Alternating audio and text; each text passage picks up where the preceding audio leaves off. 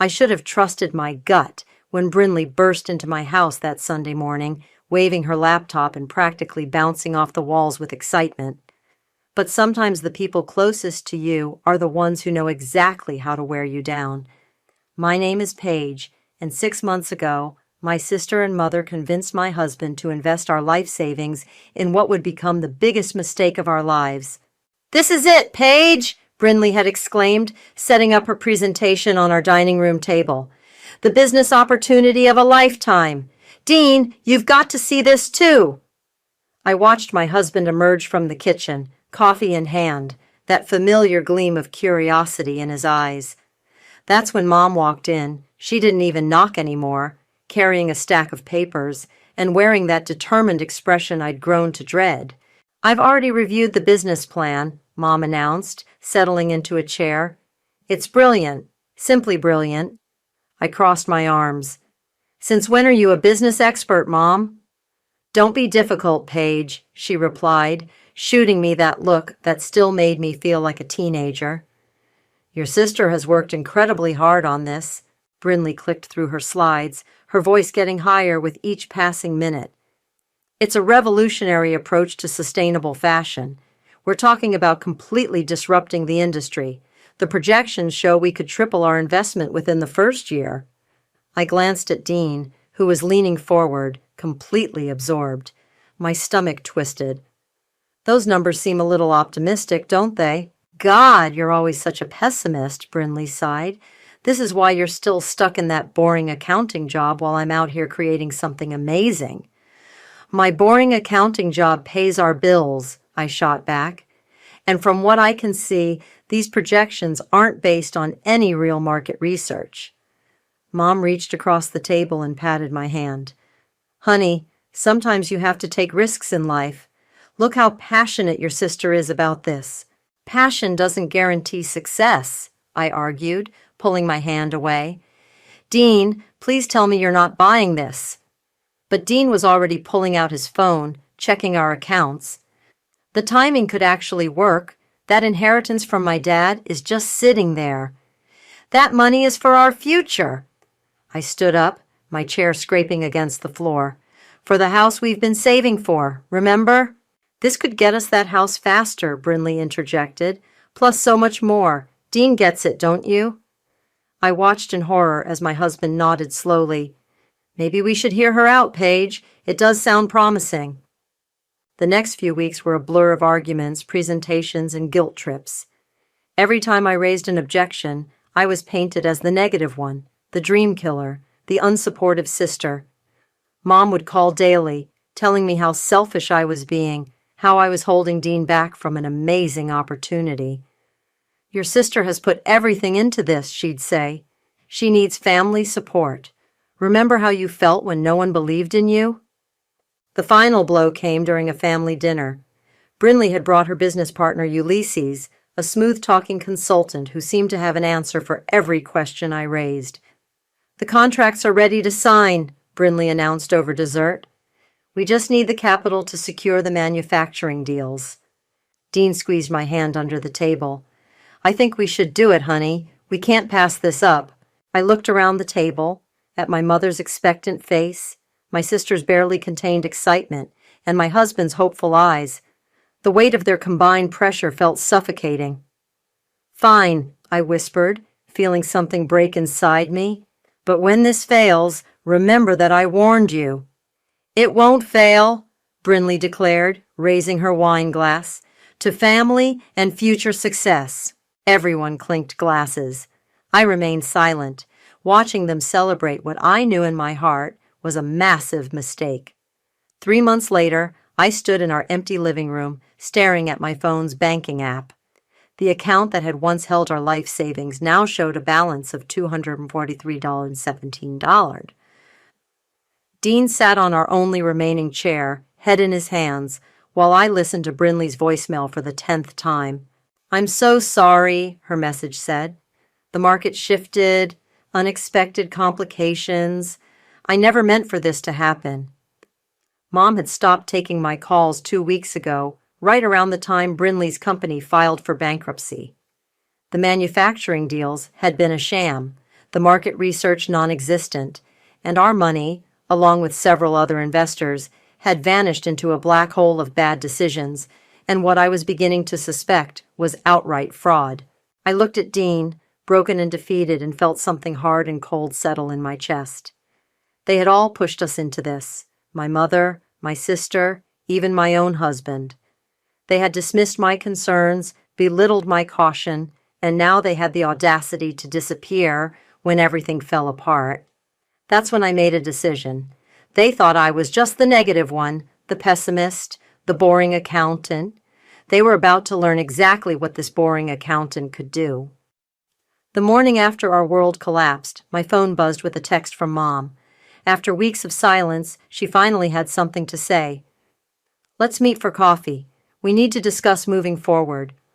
I stared at the message while Dean got ready for work. He'd taken a second job at a warehouse to help us stay afloat. The apartment felt hollow, most of our furniture sold to cover next month's rent. "I'm meeting Mom," I told him as he grabbed his keys. He paused at the door. "Maybe she has a solution." "Like what? Another one of Brinley's brilliant ideas?" The bitterness in my voice made him flinch. "Paige, please. They're still family." "Family doesn't do this to each other," I muttered, but he was already gone. The coffee shop was crowded when I arrived. Mom sat in a corner booth, perfectly put together as always, sipping her usual vanilla latte. She smiled and waved as if we were meeting for a casual catch-up, not in the aftermath of financial devastation. "Honey, you look terrible," she said as I slid into the booth. "Have you been sleeping?" "Not since I had to sell my bed," I replied flatly. She winced. "About that, I've been talking to Brinley. She feels awful about everything." "Where is she?" I demanded. "She won't answer my calls, won't respond to emails. She took our money and disappeared." "She's staying with me," Mom admitted, stirring her coffee. "She's really struggling with this, Paige. The failure has hit her hard." I laughed, a harsh sound that made nearby customers turn their heads. "She's struggling? We lost everything. Everything, Mom. And you're worried about her feelings?" "These things happen in business," Mom said, reaching for my hand. I pulled it away. "Nobody could have predicted—" "I predicted it," I cut in. "I told you all exactly what would happen. But you wouldn't listen because Brinley's dreams were more important than my reality." A familiar voice called out from behind me. "Paige! Oh my God, I thought it was you!" Ava, my best friend from college, appeared at our table. Her smile faded as she read the tension between Mom and me. "I'm sorry, am I interrupting?" "No," I said, standing up. "We're done here." "Paige, please," Mom protested. "We need to figure out how to help Brinley through this." "Help Brinley?" I spun around, my voice rising. "What about helping Dean and me? We're living on ramen while she's hiding out in your guest room." Ava stepped closer, her hand on my arm. "Why don't we go get some air?" Outside, I finally broke down.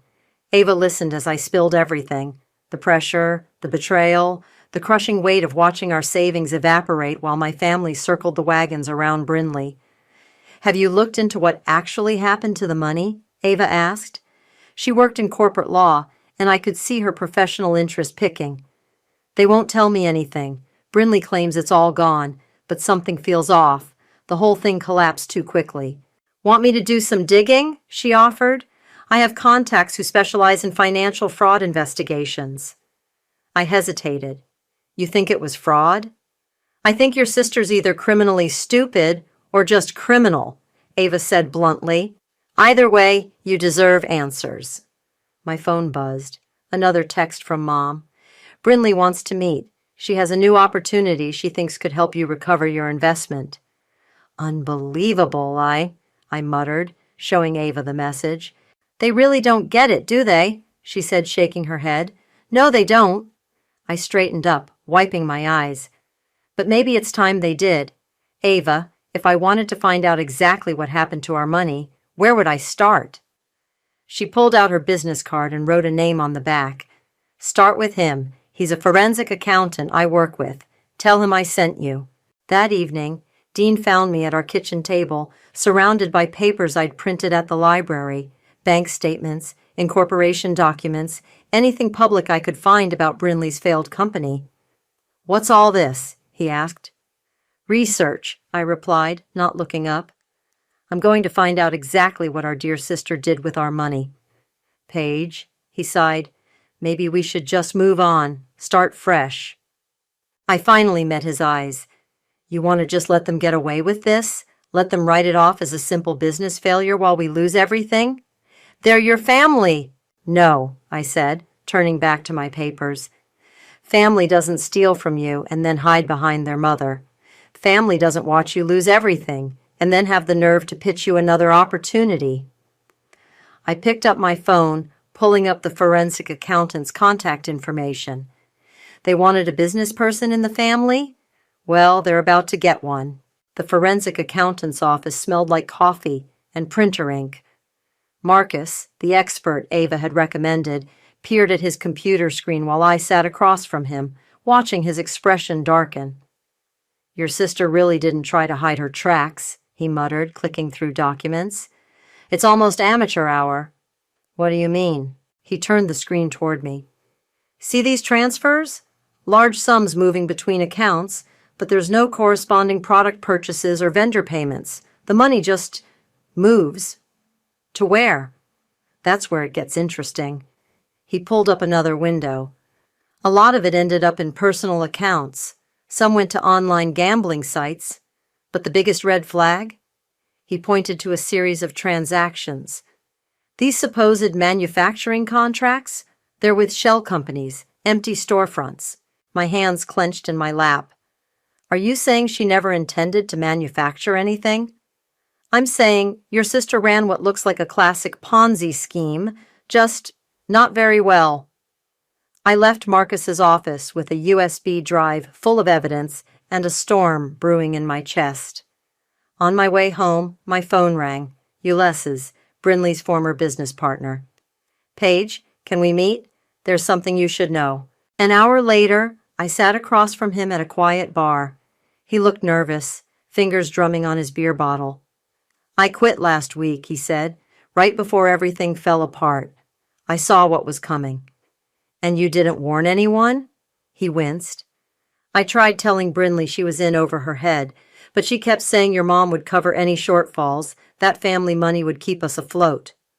"What family money?" I leaned forward. "Mom's not rich." "That's what I thought. But Brinley had these emails." He pulled out his phone, scrolling through messages. "Here. She was telling investors that your mother was backing the company with her retirement fund." I read the emails, my blood running cold. Mom's name was all over them, listed as a silent partner and financial guarantor. Her signature appeared on documents she couldn't possibly have seen. "Did my mother know about this?" Ulysses shook his head. "I don't think so. Brinley forged a lot of signatures, said it was easier than dealing with paperwork." Back home, I found Dean asleep on our second-hand couch. My laptop glowed in the darkness as I logged into my old work email. I still had access from my accounting days. With trembling fingers, I started searching through archived communications with Brinley's company. At 2 a.m., I found it. Buried in a folder marked vendor contracts was an email chain between Brinley and someone named Jake. They were discussing how to restructure investor payments to cover personal expenses. My own sister had planned to steal from us from the very beginning. I printed everything, hands shaking as I organized the papers into a folder. A text from Mom lit up my phone. "Brinley's ready to explain everything. Family dinner tomorrow night. Please come." I started typing a response, then stopped. Maybe it was time to hear what excuses they'd invented. The next evening, I walked into Mom's house armed with my folder of evidence. The familiar smell of her lasagna filled the air, but my stomach was too knotted to feel hungry. "Paige!" Brinley rushed forward for a hug. I stepped back. "Don't." Mom emerged from the kitchen, wiping her hands on her apron. "Girls, let's all sit down and talk this through like family." "Family?" I pulled out the emails. "Like how you forged Mom's signature to secure investments, Brinley? Is that what family does? The color drained from her face. Where did you get those? Or how about these bank statements showing where our money really went? The casino withdrawals? The transfers to your personal account? Mom snatched the papers from my hand. What is this? Ask your daughter, I said. Ask her about the shell companies and the forged documents. Ask her why she told investors you were backing her scheme with your retirement fund. I never... Mom's voice trailed off as she read. Brinley, my sister's face crumpled. I was going to pay it all back. I just needed some startup capital. Startup capital? I laughed. You mean gambling money? Shopping sprees? You don't understand the pressure I was under, Brinley shouted. Everyone expected me to be successful, to make something of myself. So you stole from your own family? Mom's voice was barely a whisper. I stood up, dropping the USB drive on the table. Everything's there, every transaction, every forged document, every lie. I'm taking this to the police tomorrow. You can't, Brinley grabbed my arm. Please, Paige, I'm your sister. I pulled away, meeting her desperate eyes. You stopped being my sister the moment you decided to destroy my life for your own gain. As I walked out, I heard Mom starting to cry. But for the first time since this nightmare began, I felt something other than despair. I felt powerful. The police station's fluorescent lights buzzed overhead as Detective Rivera reviewed my evidence. She paused on certain documents, making notes while I sat across from her desk, fighting the urge to fidget. This is thorough, she said finally. Very thorough. But prosecuting family fraud cases can be complicated. She stole from multiple investors, not just us, I pointed out, and I have proof of forgery. True. She tapped her pen against the desk. We'll need more witness statements, starting with this business partner, Ulysses. My phone buzzed. Speaking of the devil, a text from Ulysses. Need to talk. Important. Meet at Carlo's Cafe? An hour later, I found him hunched over a coffee cup, looking even more nervous than before. Brinley called me, he said as I sat down. She knows you're gathering evidence. And? She wants me to sign a statement saying I was the one who handled all the financial decisions. His hands shook as he reached for his coffee. She's threatening to implicate me if I don't. I leaned forward. But you have proof that's not true, right? Some, emails mostly. But Paige, he glanced around the cafe. There's something bigger, something I didn't tell you before. He pulled out his laptop, opening a folder labeled Shadow Accounts. Look at these transactions. They don't just lead to gambling sites and shopping sprees. Some of this money, it went to another company, one I'd never heard of until I started digging. The company name caught my eye, Stellar Ventures, LLC. Wait, I said.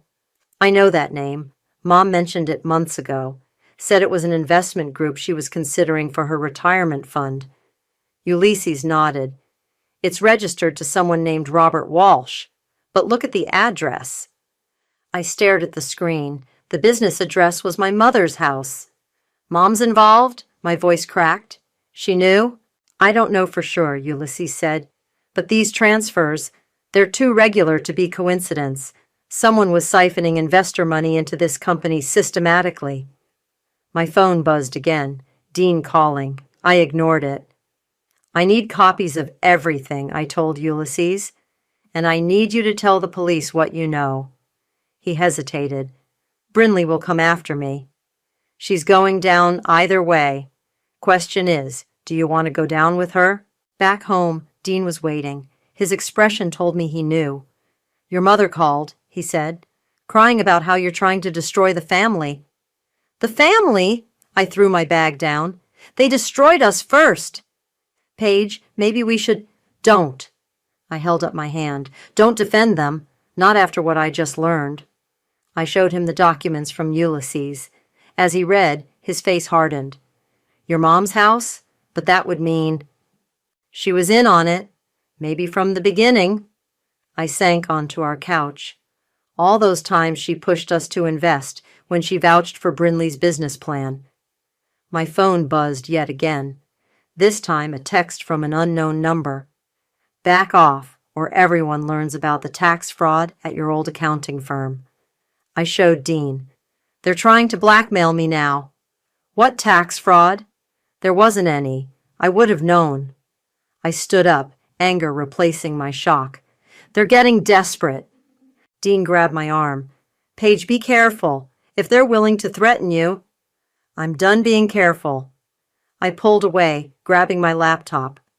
They want to play dirty? Fine, let's play. I emailed Detective Rivera. Found new evidence. Possible conspiracy involving multiple parties. Can we meet tomorrow? Her response came quickly. Bring everything you have, and Paige, watch your back. That night, I couldn't sleep. I sat at our kitchen table, surrounded by papers, connecting dots I should have seen months ago.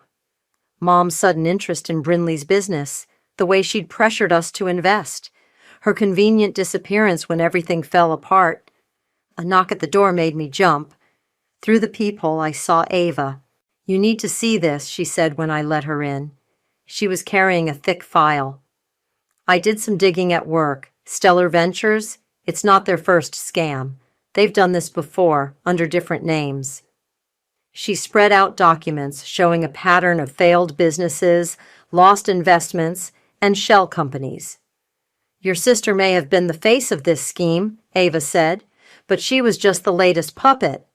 This goes deeper than family drama, Paige. This is organized fraud.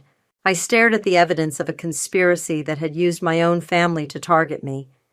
My mother and sister weren't just betrayers, they were co-conspirators. Good, I said, adding Ava's documents to my growing pile. The bigger they are, the harder they fall. Detective Rivera spread the new evidence across her desk, her expression growing grimmer with each document.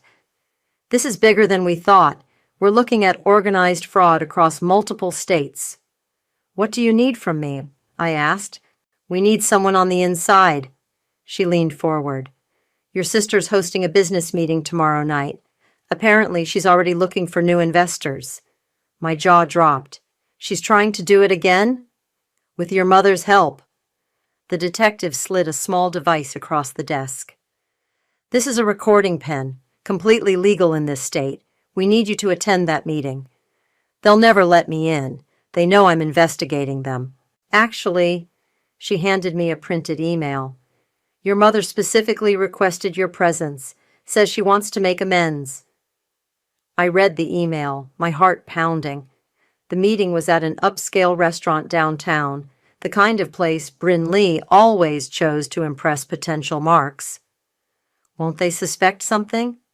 They're expecting you to come angry, demanding answers. Give them what they expect. Detective Rivera's eyes met mine. Just keep the pen in your jacket pocket. Let them talk. That evening, I met Ava at her apartment to prepare. She helped me choose an outfit that would conceal the recording pen while still looking business appropriate. Remember, she said, adjusting my blazer, they'll try to provoke you. Stay calm. Let them incriminate themselves. What if they search me? They won't. She squeezed my shoulders. They're too arrogant. They think they can talk you down, maybe even rope you into their next scheme. My phone buzzed, a text from Mom. Please come tonight, honey. We can fix this as a family. Ava read it over my shoulder. They're still playing the family card. It won't work this time. I checked the recording pen one last time. I'm done protecting people who never protected me. The restaurant was packed when I arrived. Through the window, I could see Brinley holding court at a large table, gesturing animatedly to a group of well-dressed strangers. Mom sat beside her, nodding and smiling at all the right moments.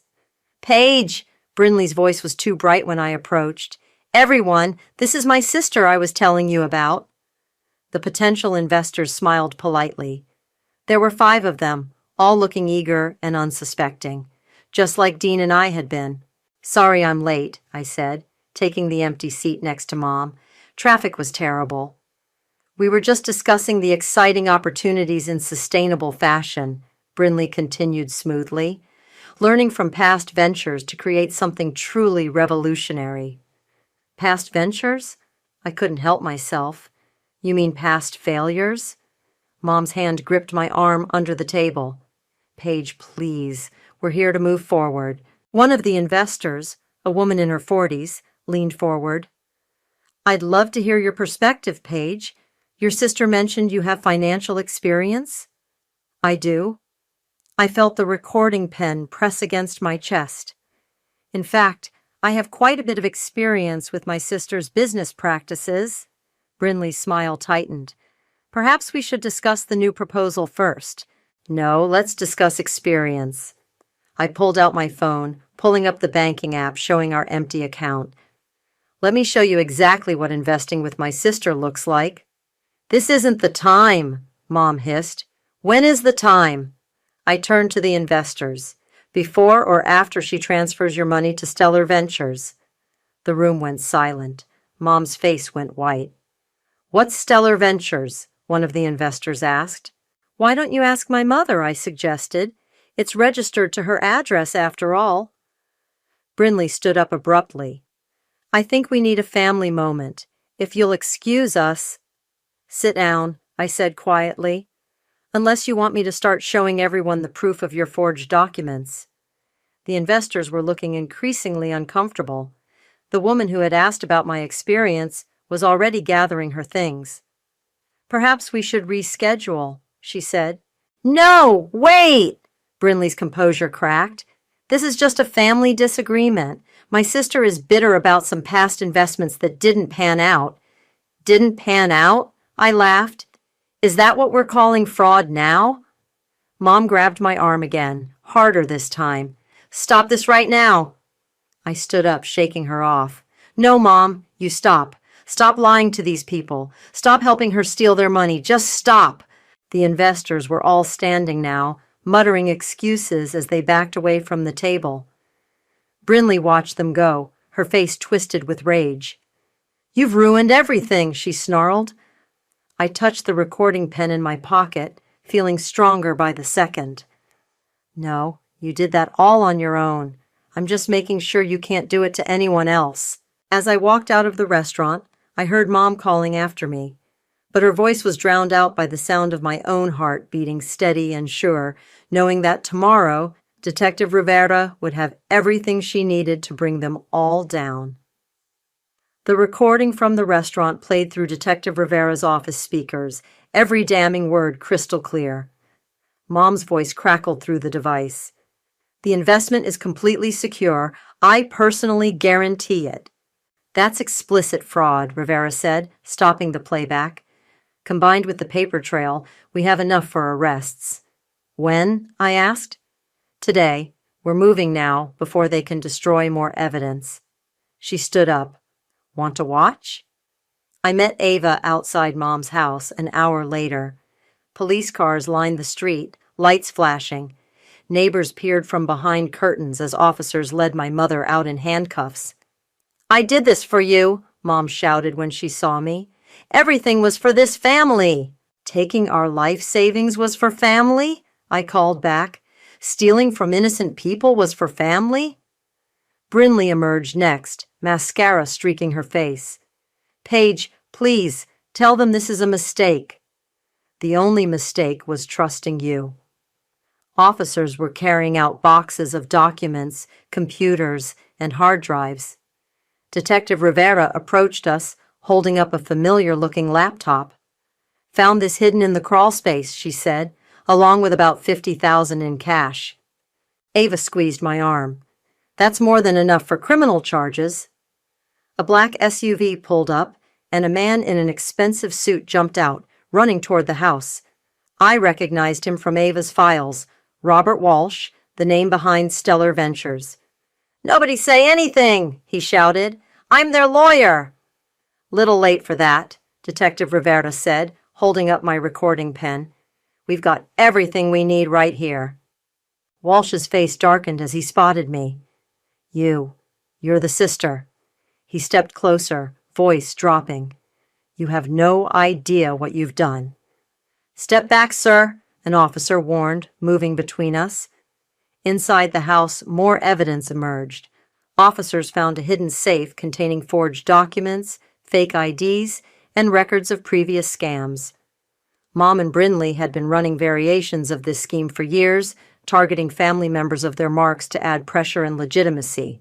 "I can't believe how deep this goes," Ava muttered, watching another box of evidence being carried out. My phone rang. Dean. "Are you watching the news?" he asked when I answered. "I'm watching it live," I replied. "They just arrested them." A pause. "How are you holding up?" "I don't know yet." I watched as Mom and Brinley were placed in separate police cars. "But I know I did the right thing." "Mrs. Gray!" A reporter had broken through the police line, microphone extended. "How does it feel to expose your own family's criminal enterprise?" Before I could respond, Ulysses's car screeched to a halt at the curb. He jumped out, waving a USB drive. "Detective!" he called out. "I found more. Email servers, offshore accounts, everything." Walsh spun toward him. "You little rat." "Sir, step back or you're next," Rivera warned, taking the drive from Ulysses. Brinley pressed her face against the police car window. "Ulysses, you promised! We had a deal!" "The deal's off," he shot back. "I'm not going down for this." More reporters arrived, cameras flashing. Mom stared straight ahead, her perfect makeup now streaked with tears. Brinley alternated between sobbing and shouting threats at anyone who would listen. Detective Rivera turned to me. "We'll need you to come down to the station, make a formal statement." "I'll come with you," Ava offered. "Actually," Rivera said, "we need to talk to you too. Your law firm's records show some interesting connections to Stellar Ventures." Ava smiled grimly. "I was hoping you'd find those. I've got a whole file ready for you." As the police cars pulled away, Walsh stormed up to me one last time. "You think this is over? This goes higher than you know. People will come after you for this." "Let them come," I replied, loud enough for nearby reporters to hear. "I've got nothing left to lose, remember? Your clients made sure of that." He paled as cameras swung in his direction. "Sir," a reporter approached, "can you comment on your connection to Stellar Ventures?" Walsh fled to his SUV, leaving me standing in front of my childhood home, watching years of lies and manipulation crumble in the harsh light of truth. Dean arrived just as the last police car pulled away. He wrapped his arms around me as reporters shouted questions in the background. "What now?" he asked softly. I watched Walsh's SUV speed away, thinking of all the evidence still being uncovered, all the people who had been hurt by their schemes. Now? I turned to face the cameras, ready to tell the whole story. Now we make sure everyone knows exactly what happened here. No more secrets, no more lies, and no more family loyalty? Dean asked. "Family loyalty has to be earned," I replied. "They lost that right long ago." The courthouse buzzed with tension as I took the witness stand. 3 months had passed since the arrests, and now I faced my family across the courtroom. Mom sat rigid in her designer suit, while Brinley dabbed at her eyes with a tissue, always the performer. "Please state your relationship to the defendants," the prosecutor said. "Daria Welch is my mother. Brinley Welch is my sister. And could you describe how they defrauded you and your husband?" I walked through everything, the pressure, the manipulation, the lies. With each detail, I watched Mom's facade crack further. Brinley had abandoned her tears, glaring at me with naked hatred. "You testified that your mother knew about the fraudulent nature of these investments from the beginning," the prosecutor continued. "How can you be certain?" "Because she told me herself." I pulled out my phone, playing the recording from that final confrontation at the restaurant. Mom's voice filled the courtroom. "The money's gone, Paige. It was gone before you invested. That's how these things work." Their lawyer jumped up. "Objection. This recording was obtained legally," the judge interrupted. "Overruled." During the cross-examination, their lawyer tried to paint me as a vindictive daughter, jealous of my sister's success. "Isn't it true that you always resented Brinley's entrepreneurial spirit?" I resented being stolen from, I replied. There's a difference between entrepreneurship and fraud. And you never considered that this might destroy your family? They destroyed our family when they stole our life savings. I looked directly at Mom.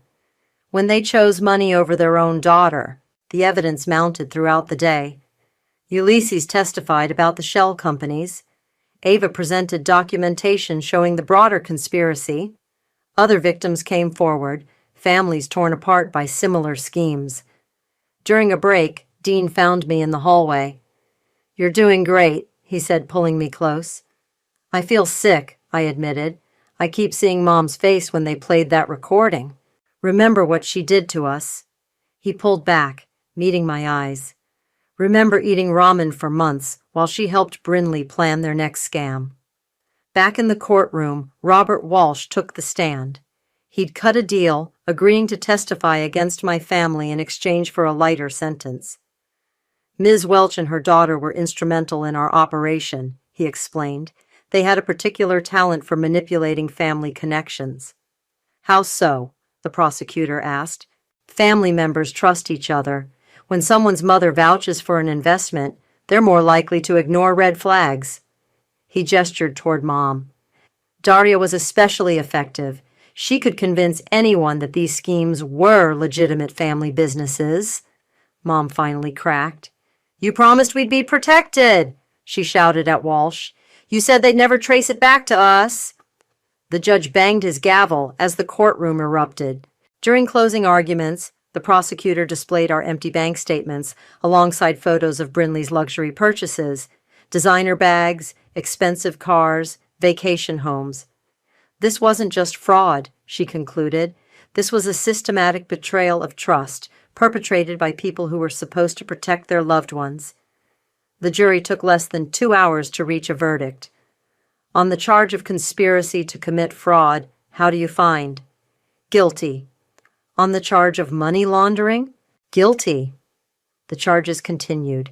"Guilty, guilty, guilty." Mom slumped in her chair. Brinley began to sob, real tears this time. When the judge asked if they had anything to say before sentencing, Mom stood up. "Everything I did was for my daughters," she began. "I only wanted—" "No." I stood up in the gallery. "Don't you dare make this about us. This was about greed. Your greed. Brinley's greed." "Order!" the judge commanded. The sentences came down hard. 8 years for Mom, 12 for Brinley. Massive fines, asset forfeiture. As they were led away, Brinley turned to me one last time. "I hope you're happy now. You've ruined everything." "You ruined it," I called back. "I just exposed the truth." Outside the courthouse, reporters swarmed us. "How does it feel to send your family to prison?" I faced the cameras, holding Dean's hand. "They stopped being family the moment they decided to steal from us.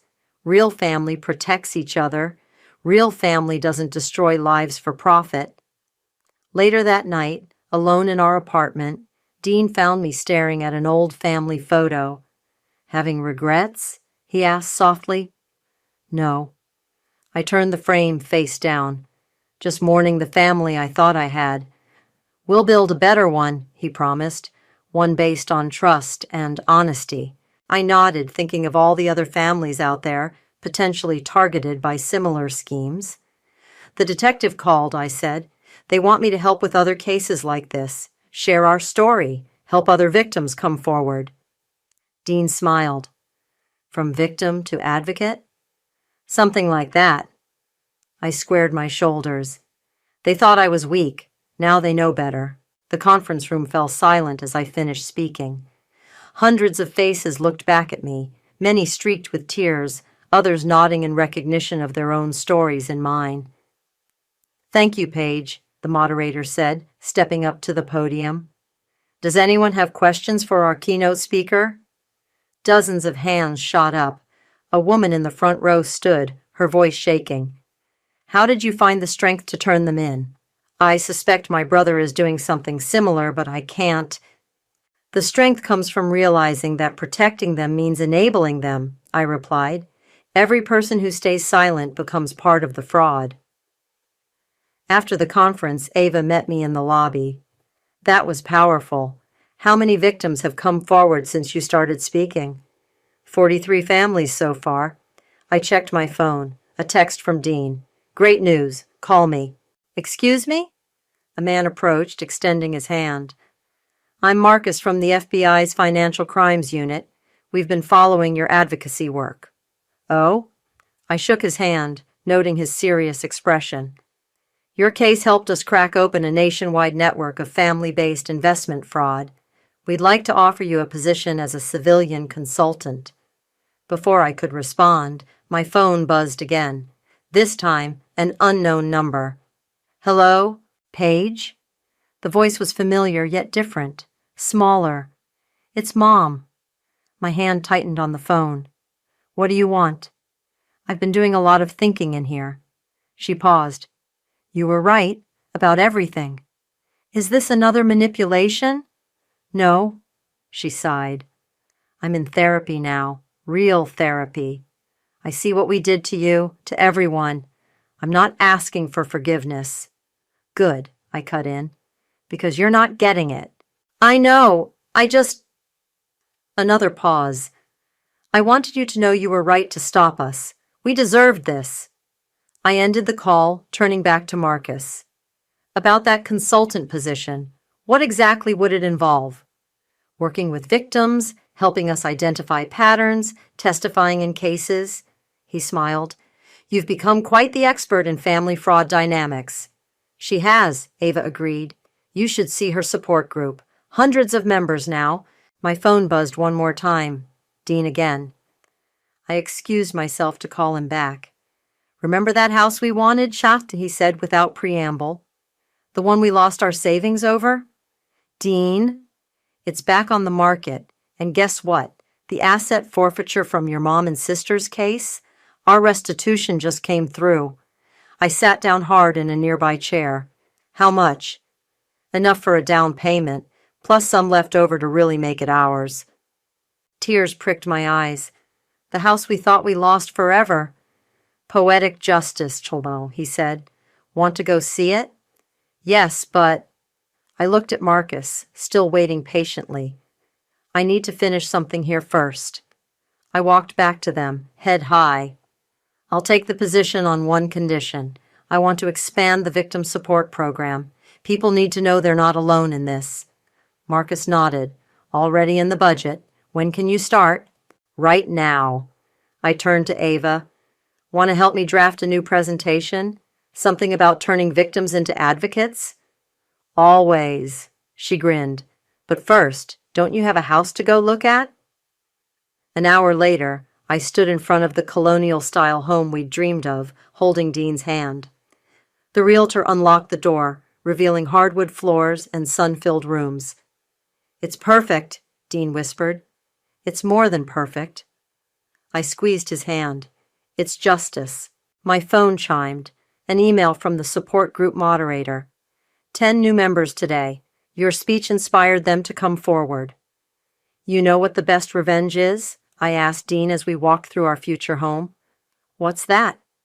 Building something good from something bad, taking their destruction and turning it into construction. He pulled me close. Speaking of construction, that spare room would make a great office for your consulting work. Or a nursery, I said quietly. He pulled back, eyes wide. Are you... Not yet, I smiled. But maybe it's time to start our own family. Show them how it's really done. The realtor appeared with papers. Ready to make an offer? I looked around the room. That would be ours, bought with the money recovered from those who tried to destroy us. Through the window I could see a garden, empty now, but full of potential. Yes, I said firmly. We're ready. Dean signed first, then handed me the pen. As I wrote my name, I thought about family, not the one that betrayed me, but the one I would build, one founded on truth, trust, and justice. The realtor beamed. Congratulations. Welcome home.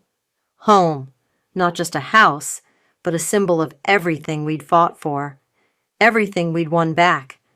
I took Dean's hand, stepping into our future. Let's get started.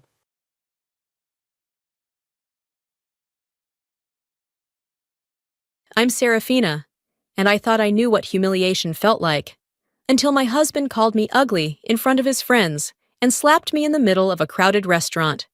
I wish I could say that was the worst of it, that it ended there, but it didn't, because behind that slap was something bigger, a marriage built on lies, manipulation, and control.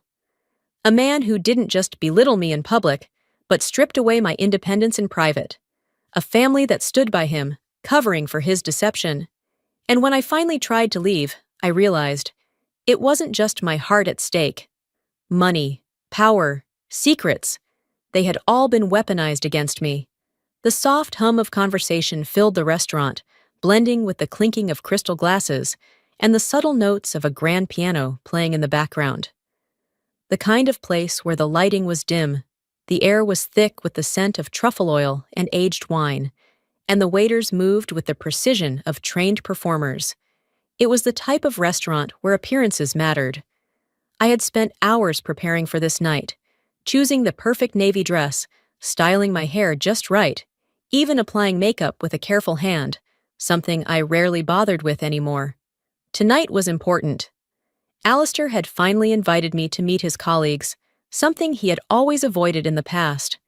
So why did he barely look at me when I arrived? He didn't stand up, didn't greet me with a smile or even a nod. Just a glance, the briefest flicker of his eyes, before he muttered, "Oh, you wore that?" A quiet laugh from the table. Not mine. One of his friends. My heart twisted, but I swallowed down the sting and forced a smile as I slid into my seat. "Traffic was a nightmare," I said, trying to smooth over the moment. He ignored me, already deep in conversation about work. Some project, some deal. I didn't know. I wasn't included. I sat there smiling tightly as his colleagues, 3 polished men in tailored suits, laughed at his jokes and nodded along to his stories. Whenever I tried to join in, I was met with dismissive glances or interrupted before I could finish a sentence. Alistair barely acknowledged me.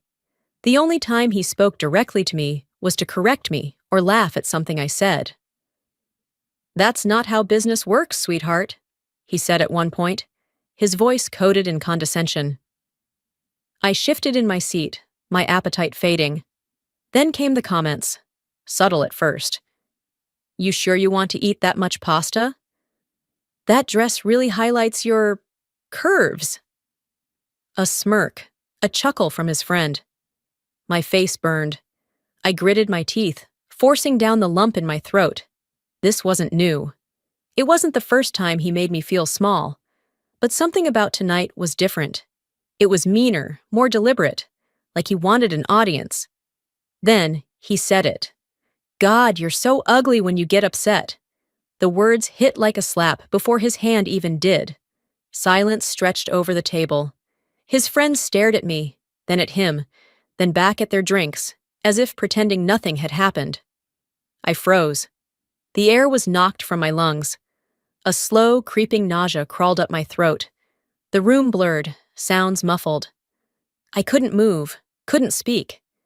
Then I did the one thing I told myself I would never do again. I looked at him, hoping for some kind of remorse. Alistair just smirked. I should have left, should have stood up and walked out. But instead, I whispered, "Why are you doing this?" His expression shifted, irritation flashing across his face, as if I was the one embarrassing him. And then, his palm struck my cheek. It wasn't a hard slap, not enough to knock me back, but enough to send a sharp sting rippling across my skin. Enough to make my eyes water. Enough to make me hate myself for staying seated. The restaurant went silent. And no one moved. No one gasped. No one rushed to my defense. The waiter hesitated, then gently placed the check on the table. Alistair leaned back in his chair, as if nothing had happened. "She's being dramatic," he told his friends, laughing lightly. I touched my cheek. It burned.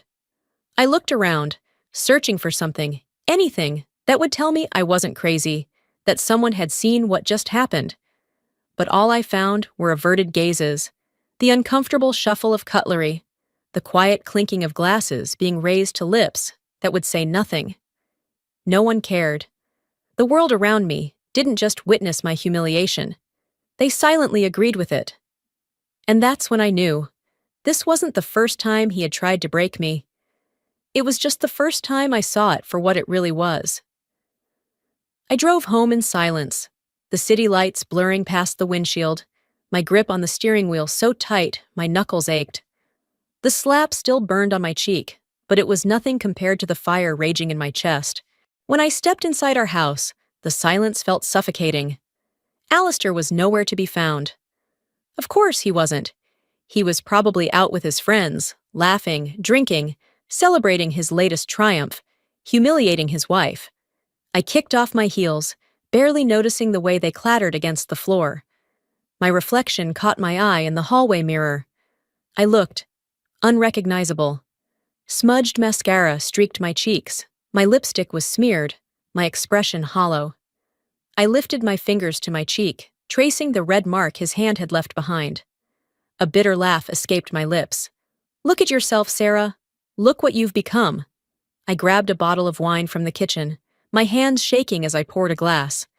The first sip burned down my throat, but I didn't stop. I needed something to dull the edge, something to quiet the voice screaming in my head. Maybe for the first time in my marriage, I wasn't just hurt, I was furious. It wasn't just tonight. It had never been just one night. I had let this happen, piece by piece, over the years.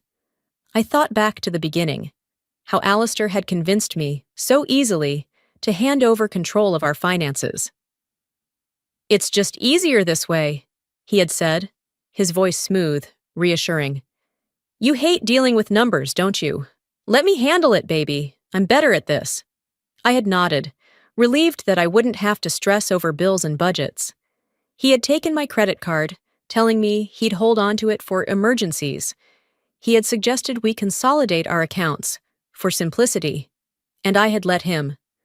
Months later, when I'd tried to log into our bank account, I found that the password had been changed. "Oh, I updated it," he had said offhandedly, sipping his coffee. "I'll send it to you later." He never did. At first, I told myself it didn't matter. We were a team, right? Marriage was about trust. But over time, I noticed the way he dismissed me whenever I asked about money. "Sarah, do you not trust me?" His tone always held a hint of accusation, just enough to make me feel guilty. So I stopped asking. I didn't notice how far he had pushed me out of my own life until it was too late. Then came the comments. They had started small, almost playful. "That dress isn't the most flattering on you." Then they became sharper. "You looked better when we first met." And eventually, they turned cruel. "You should be grateful I married you." I used to believe he didn't mean it, that maybe I was being too sensitive, maybe I was reading into things that weren't there. But now, standing in my kitchen, feeling the sting of his palm still fresh on my skin, I knew the truth. This was never an accident. Alistair had spent years chipping away at me, little by little, molding me into something smaller, something weaker, something that wouldn't fight back. And I had let him. I had let him steal my independence. I had let him tear apart my confidence. But tonight? Tonight, he made a mistake. Because he thought I would stay silent. He thought I would wake up tomorrow and pretend like nothing had happened. But for the first time in years, I felt something other than fear. I felt anger. Real, burning, unshakable anger. I set the empty wine glass on the counter and exhaled. My hands no longer trembled. I wasn't sure what came next, but I knew one thing. I wasn't going to let him win. And fury, I realized, was a far more dangerous thing than grief. I lay in bed, staring at the ceiling, feeling the weight of the past few hours press down on me. My cheek still burned from Alistair's slap, but it was nothing compared to the fire raging inside me. Sleep wasn't an option, not after tonight. My phone buzzed on the nightstand. I turned it over, expecting a message from him, some half-hearted excuse, maybe even a warning. But no, it was a notification from our joint bank account, a transaction, another withdrawal. Alistair was still out, somewhere in the city, drinking, celebrating his cruelty. He wasn't thinking about me. He never did. I reached for my laptop, my fingers moving faster than my mind. I opened our banking records, scrolling through the recent activity, searching for something, anything, to explain where all this money had been going. Then I saw it. Transfers, large ones, thousands of dollars moved in increments, funneled into an account under a name I didn't recognize. Emma Caldwell. The name sent a cold chill through me. I knew it. I had heard it before, one of Alistair's employees. He had mentioned her in passing, just once, laughing at a joke she made at work. At the time, I thought nothing of it. Now, my stomach twisted. I clicked through more records, my heartbeat pounding in my ears. The pattern was unmistakable. The money wasn't just disappearing, it was being cleaned. Shifted from business accounts, disguised as expenses, before landing in Emma's hands. It wasn't just an affair, it was fraud. I sat back in my chair, my breathing uneven. He wasn't just betraying me, he was risking everything. And for what? A girl barely out of college? A thrill? My hands clenched into fists. I wasn't going to let this slide. I found her number in Alistair's phone records. He had called her just yesterday. At first, Emma didn't answer. But I wasn't the type to let things go anymore. I called again. And again. The fourth time, she picked up. "Who the hell is this?" she snapped, her voice groggy, irritated. "Let's not play games, Emma," I said, my voice sharper than I had ever heard it. "I know who you are. More importantly, I know what you've been doing with my husband." Silence. Then a breathy laugh. "Oh, please. You're the wife, right? The one he—" She cut herself off, but I heard it. The way her tone dripped with amusement. She thought this was funny. "You think this is about the affair?" I interrupted. "You really think that's the problem here?" Another pause. I let it stretch, let her squirm. Then I went for the kill. "I know about the money." The smugness in her voice evaporated. "What?" "The transfers, Emma. The ones from Alistair's business accounts. The ones that end up in yours." A sharp inhale on the other end of the line. Don't bother lying. My voice was steady, cold. "I have the records. I have the proof. And if you don't start talking, I'll make sure your name is the first one handed over when this all comes crashing down." I could hear the shift in her breathing, the panic creeping in. He told me it was fine," she blurted. "That it was just a temporary fix. That he had it handled." I let out a humorless laugh. "Yeah? And what exactly did he promise you, Emma? That he'd take care of you? That he'd leave me for you?" More silence. "He told me you two weren't really together," she finally whispered. "That you were just—" "A burden," I finished for her. The words didn't hurt. Not anymore. I had spent years carrying his weight, bending myself into whatever shape he needed. A wife, a trophy, a woman who didn't ask questions. But now, I was something else entirely. Emma exhaled shakily. "What are you going to do?" I smiled. "Oh, sweetheart," I murmured. "I'm going to burn his world to the ground."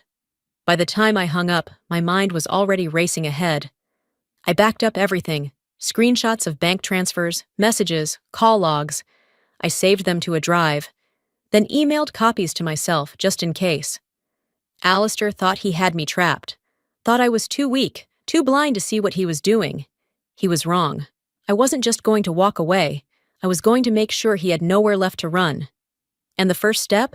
Letting him know I wasn't afraid anymore.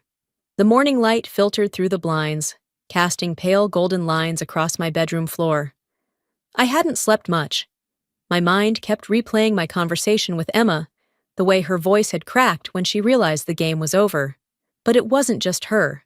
Alistair didn't just betray me. He had built his entire life on a foundation of deception, and now, brick by brick, I was going to tear it down. I had just poured myself a cup of coffee when my phone rang. An unknown number. I hesitated. It could be a lawyer, a bank representative, someone responding to the storm I had begun to stir. But the second I picked up, I knew I was wrong. A low, distorted voice crackled through the speaker. "You need to stop." I froze, my grip tightening on the phone. If you know what's good for you, the voice continued, you'll drop this. Walk away while you still can. A slow chill crawled down my spine. I forced my voice to stay steady. Who the hell is this? A pause. Then a quiet chuckle. Just a friendly warning, Mrs. Caldwell. The line clicked dead. I stood there for a long moment, my heartbeat pounding in my ears. My coffee sat untouched, growing cold. Someone was watching. Someone was listening. And someone wanted me to be scared. Alistair came home around noon, looking as smug as ever. I didn't waste time. I got a call this morning, someone telling me to drop it. He barely glanced at me as he loosened his tie. And? I repeated, my voice rising. You don't even pretend to care? He let out a dry laugh. Jesus, Sierra, you sound paranoid. Maybe it was a scam call. Maybe you're just looking for a reason to play the victim. I clenched my fists. He was testing me, waiting for me to crack, to spiral into self-doubt the way I always had before. Not this time. You know what I think? I said, stepping closer. I think you're scared, and you should be. His smirk faltered for just a second. But then, a knock at the door, and just like that, the mask slipped back into place. Let me guess, I muttered. Your parents? Evangeline and Edmund Caldwell swept into the house like they owned it. Sarah, dear, Evangeline cooed, her red painted lips stretching into a smile that didn't reach her eyes. We heard about everything, and we thought it was best to come speak with you directly. She settled into the chair across from me, legs crossed, perfectly poised. Edmund stood behind her, silent as ever, his mere presence carrying the weight of quiet intimidation. Alistair sat beside them, arms folded. I knew exactly what this was. Damage control. Evangeline let out a soft sigh, tilting her head. Alistair told us you've been a bit emotional lately. I nearly laughed. Emotional? Edmund finally spoke, his voice deep, measured. Sarah, we understand you're upset. Marriages go through difficulties. But what you're doing, digging through finances, making accusations, it isn't healthy. I stared at them, trying to wrap my mind around the sheer audacity. Alistair laundered money, lied, cheated. And I was the one in the wrong? You expect me to stay quiet? I asked, my voice dangerously even. Evangeline reached forward, placing a delicate hand on mine. Sweetheart, we're simply saying, if you let this go, we can make things easier for you. There it was. The bribe. Alistair's eyes flicked toward me, watching, waiting. I pulled my hand away. And if I don't? Evangeline's expression didn't change, but something in her gaze sharpened. Then you'll be making things much harder for yourself. I exhaled slowly. Get out of my house. Her smile flickered, but she stood, smoothing down the front of her designer coat. Think about it, dear, she said sweetly. We wouldn't want this to get uglier than it needs to be. That night, I found an envelope in the mailbox. No return address. Inside, a single bullet. I stared at it, my pulse roaring in my ears. This wasn't just about reputation anymore. Someone was willing to escalate. I placed the bullet on the table, sat down, and took a deep breath. Then I grabbed my phone. Camille answered on the second ring. Sarah? What's wrong? I swallowed hard. I need your help, and I need it now. The next morning, I sent a message to Evangeline and Edmund. Simple, director. I don't scare easily. If they thought I was going to back down, they had no idea who they were dealing with. And the next step? Striking first before they could tighten their grip. I sat across from Camille in her office, my hands clasped together as she shuffled through a thick folder of documents. The weight of the moment pressed down on my chest, but beneath it, there was something else. Something sharper. Determination. This is it, Camille said, sliding the paperwork toward me. Once you sign, it's official. Divorce. But it wasn't just that. This wasn't about walking away. It was about burning it all down. I don't just want out, I murmured, gripping the pen. I want to make sure he can't do this to anyone else. Camille nodded, her expression unreadable. Then we do this right. But Sarah. She leaned forward, lowering her voice. You know he won't take this lying down, right? I met her gaze and exhaled. I'm counting on it. I signed my name. Alistair walked into work that morning, expecting business as usual. He got something else entirely. He barely had time to set down his briefcase before his assistant hurried over, looking pale. Sir, you need to go to accounting. A pit formed in his stomach. When he entered the office, a team of corporate auditors was already there, papers spread across the conference table. What the hell is this? He demanded. His boss, a man who had once admired him, only glanced up coldly. Routine internal review, he said. Some flagged transactions came up. We just have some questions. Alistair schooled his features, forcing a smirk. You don't actually think I... We'll see, his boss cut in. He could feel it, the shift in the air, the weight of the scrutiny pressing against his carefully curated image. Someone had tipped them off. His mind immediately went to one person. Sarah. I was stirring my coffee when I saw him. I hadn't expected to run into Alistair that morning, but it was almost poetic. Him, fresh out of his crumbling kingdom, stepping into the same cafe as me. His gaze locked onto mine the second he saw me. And then, just like I predicted, he snapped, What the hell do you think you're doing? His voice was loud enough to draw attention. People turned, glancing between us. I calmly took a sip. Getting coffee? His jaw clenched. You went to my company. Did I? I tilted my head. Or did your own actions finally catch up to you? His hands balled into fists at his sides. You're trying to ruin me. I set my cup down and looked him straight in the eye. No, Alistair, you ruined yourself. The silence in the cafe stretched, thick and suffocating. He wasn't used to this, to being challenged, to not being able to control the narrative. For the first time, he looked uncertain. But I knew better. He wasn't backing down. He was planning his next move. And so was I. I woke up to the sharp chime of my phone vibrating against the nightstand. The screen was flooded with notifications, texts, emails, missed calls. At first, I thought it was Camille with an update, but as I scrolled, my stomach dropped. Liar, gold digger, crazy beach. Post after post, message after message. Alistair had gone public. He wasn't just fighting back. He was trying to bury me alive. I opened one of the emails from an old mutual friend, Marissa. Sarah, I don't know what's happening, but Alistair is telling everyone you're mentally unstable. He's saying you made up the fraud claims, that you've been cheating on him for years. He even said you drained his accounts and tried to frame him. I stared at the words, my fingers trembling against the phone. A sharp, bitter laugh bubbled up in my throat. Of course! He knew he was losing control, so he did what men like him always did, painted himself as the victim. He was the loving husband. I was the manipulative, unstable wife. It was predictable and pathetic, but I wasn't going to let him win. I had barely finished my first cup of coffee when the second blow came. My phone buzzed again. Another unknown number. I considered ignoring it, but something in my gut told me to pick up. I pressed the phone to my ear. Hello?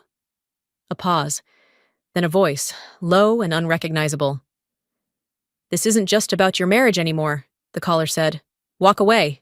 A chill crawled up my spine. Who is this? Silence.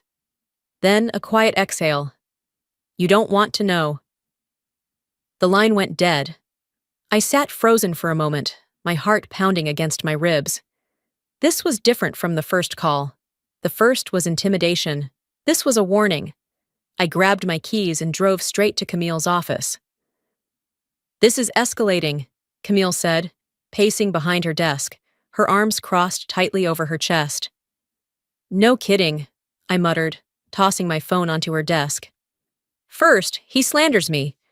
Now I'm getting anonymous threats. She sighed, rubbing her temples.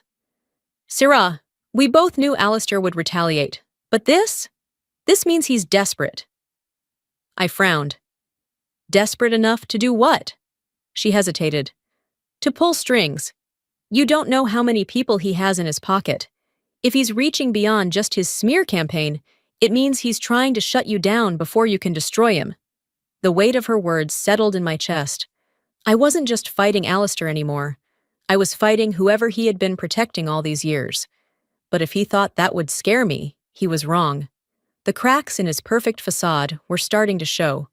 By late afternoon, Celeste, Alistair's younger sister, called me. I almost didn't answer, but curiosity got the better of me. Sarah.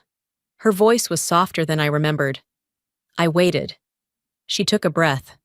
I don't know what to believe. I closed my eyes, pinching the bridge of my nose. Celeste? I just mean... She hesitated. He's my brother, but I know he lies. I know he manipulates people. This is a lot. Mom and Dad keep telling me you're doing this for money, but I don't know. For the first time, there was doubt in her voice. You know the truth, I said gently. You've always known. You just didn't want to see it. A beat of silence. I don't know what to do, she whispered. I sighed.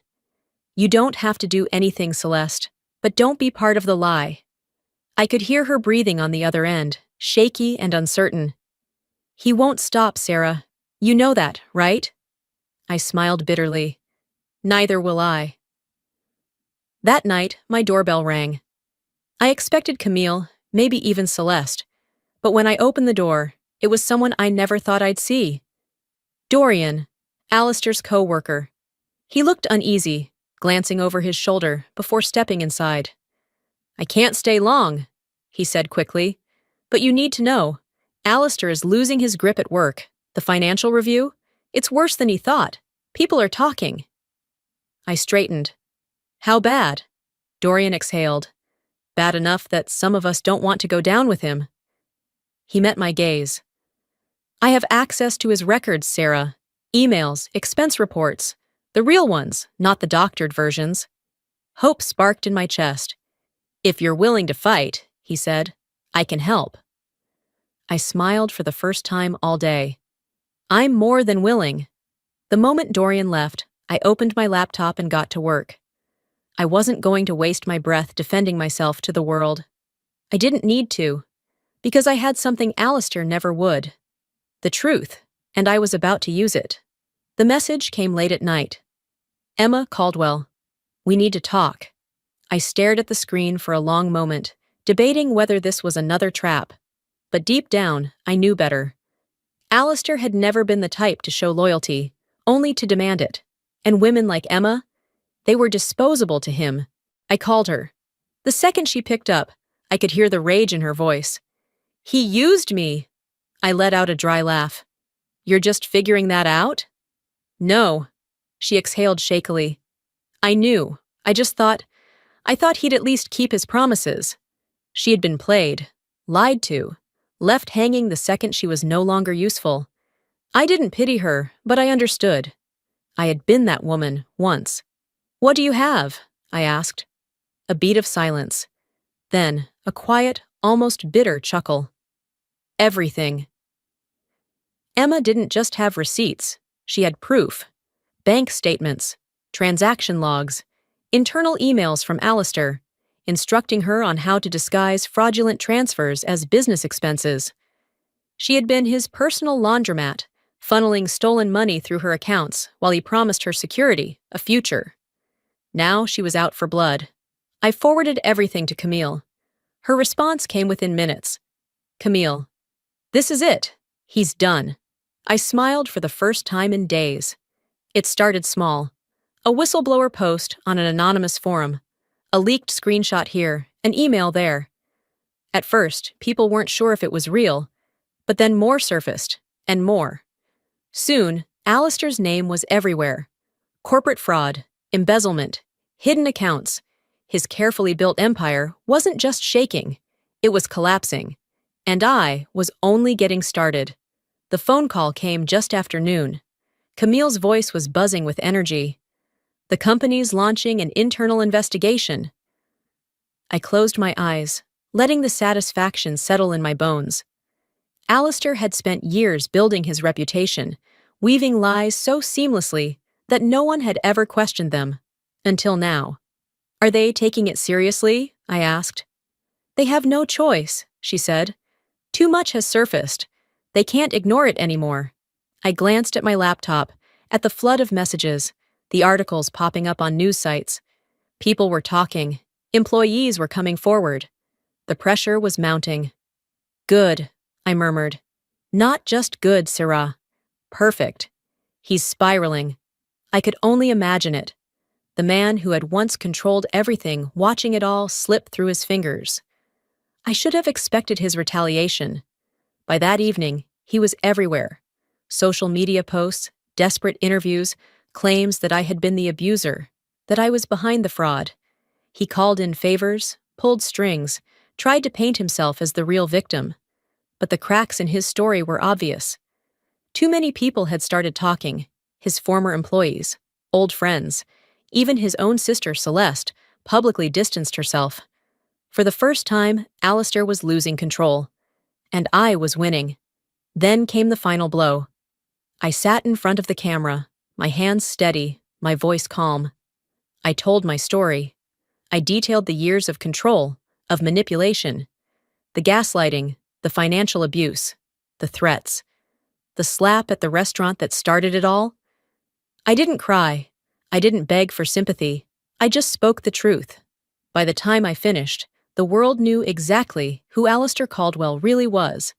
His kingdom was burning, and I was the one who struck the match. But the fire wasn't out just yet. Alistair walked into his office that morning, his posture stiff, his jaw clenched. He had spent the night calling in favors, trying to find an escape route, a way to spin this disaster into something salvageable. But as soon as he stepped off the elevator, he knew. Something was wrong. The office was too quiet. Employees avoided his gaze, whispering behind their hands. His assistant wasn't at her desk. Instead, 2 security guards stood by the entrance to the conference room, waiting for him. Dorian was inside, along with the entire executive board. His boss, a man who had once shaken his hand with respect, now looked at him with something else. Disgust. Alistair, his boss began. Sit. Alistair didn't move. This is a mistake. Dorian slid a folder across the table. No, Alistair, you made a mistake. Inside were pages of transaction records, signatures, email correspondence, every single one tied back to him. The room was silent. Then his boss sighed. Your position is terminated, effective immediately. Legal action is already in motion. Alistair's world tilted. You can't do this. One of the executives leaned back in his chair. You did this to yourself. The security guard stepped forward. Alistair barely processed it when they gripped his arms and escorted him out. Through the halls, past his employees. People who had once feared him, admired him. Now they only watched. And some of them smiled. By the time he reached the sidewalk, reporters were already there. Microphones, cameras, flashing lights. Someone shouted, Alistair! Do you have a statement? He turned away, head down. His accounts were frozen, his reputation destroyed. And the legal battle? It was just beginning. Alistair drove straight home. He needed his family, his father's connections, his mother's ruthless strategy. But when he opened the door, they were already waiting. Evangeline sat in the grand living room, legs crossed, sipping tea as if this were nothing more than another scandal to sweep under the rug. Edmund stood by the window, his hands clasped behind his back. Celeste sat off to the side, arms folded, eyes downcast. Alistair took a shaky breath. You heard. His mother finally looked up. Of course we heard. Then you know I need... You need? Evangeline's voice was sharp. You need? She set her cup down with a quiet clink. Do you have any idea what you've done? Alistair's patience snapped. I am your son. Edmund turned then, his face carved from stone. Not anymore. The words hit him harder than any scandal ever could. I built everything I have for this family, Alistair growled. Evangeline tilted her head. And now you've ruined it. He turned to Celeste, desperate. You believe them? For a moment, her lips parted. But then she just shook her head. I don't have to believe them, Alistair. I just know. Alistair's fists clenched. You're abandoning me? Evangeline exhaled, as if bored. We're cleaning up your mess. She stood, smoothing the fabric of her dress. And you, dear, are no longer our concern. Alistair could only watch as his family turned their backs on him. He was alone. Completely, utterly alone. I met him one last time. Not because I wanted to, but because I needed to see him, see what was left. He looked smaller than before, slumped in a chair at a quiet cafe. No expensive suits, no polished arrogance, just a man who had finally been brought to his knees. I sat across from him, folding my hands on the table. This is the part where you blame me. He didn't respond. I let out a soft laugh. Or maybe this is the part where you beg. Still nothing. I studied him, taking in the hollow look in his eyes, the slight tremble in his hands. You know what's funny? I said, leaning closer. I don't even hate you anymore. His gaze flicked to mine, and for the first time, there was nothing behind it. No calculation, no fury, just emptiness. I stood, slipping my purse over my shoulder. I'm not afraid of you anymore, Alistair. And with that, I walked away. For the first time, revenge tasted bittersweet. But I knew one thing. I was finally free. And now, I had to learn how to live again. I woke up to soft morning light spilling through the sheer curtains of my new apartment. The space was still unfamiliar, the walls too bare, the furniture too neatly arranged. But it was mine. For the first time in years, I didn't wake up to the sound of someone else's footsteps, the weight of someone else's expectations pressing against my chest. I rolled out of bed, stretched, and padded to the kitchen. The silence felt strange, almost deafening. There was no tension in the air, no sharp voice waiting to cut me down before the day even started. Just me. I brewed my own coffee, took the first sip, and let the warmth settle in my chest. I had spent years waking up in a house that never felt like home. Now, standing here, in my own space, drinking my own coffee, I finally felt free. I met Camille at a cafe downtown. It had become our unofficial headquarters, the place where she broke the worst news and where I pieced myself back together. She slid a file across the table, tapping the cover. It's official. The divorce is finalized. The company's pressing charges, and Alistair, well, he's done. I exhaled, staring at the folder. It was everything I had fought for, but now that it was here, it felt anticlimactic. Camille studied me. You don't look thrilled. I swirled my coffee absently. I thought I'd feel something more. Satisfaction, maybe. Relief. And? I shrugged. I just feel done. Camille nodded, as if she understood. That's because this was never about revenge, Sarah. You weren't trying to win. You were trying to survive. I smiled softly. I guess I did. That afternoon, my phone buzzed. Celeste. I hesitated before answering. Hello? A quiet sigh on the other end. Then, can we talk? I agreed to meet her at a quiet park near my apartment. She was already there when I arrived, sitting on a bench, fingers nervously twisting in her lap. When she looked up, she seemed different. Lighter, maybe. Less like the woman who had stood in the shadows of her family. More like someone finally stepping into the light. I owe you an apology, she said without hesitation. I shook my head. You don't? I do, she insisted. I knew what he was, Sarah. I always did. But I was too afraid to say anything, to do anything. I let my parents control me the same way he controlled you. I swallowed hard. I wasn't sure what I had expected from this conversation, but honesty wasn't it. She took a deep breath.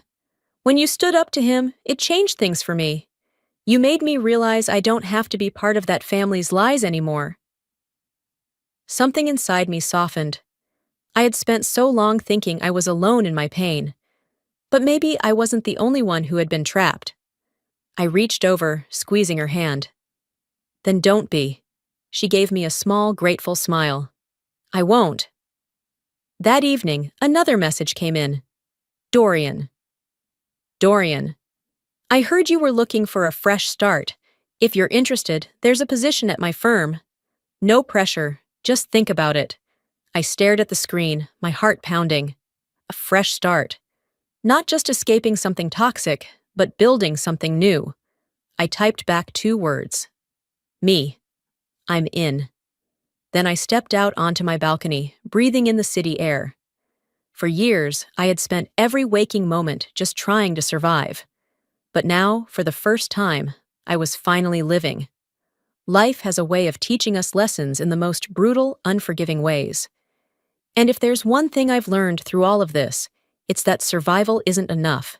You deserve to live. Truly live. For years, I thought endurance was strength.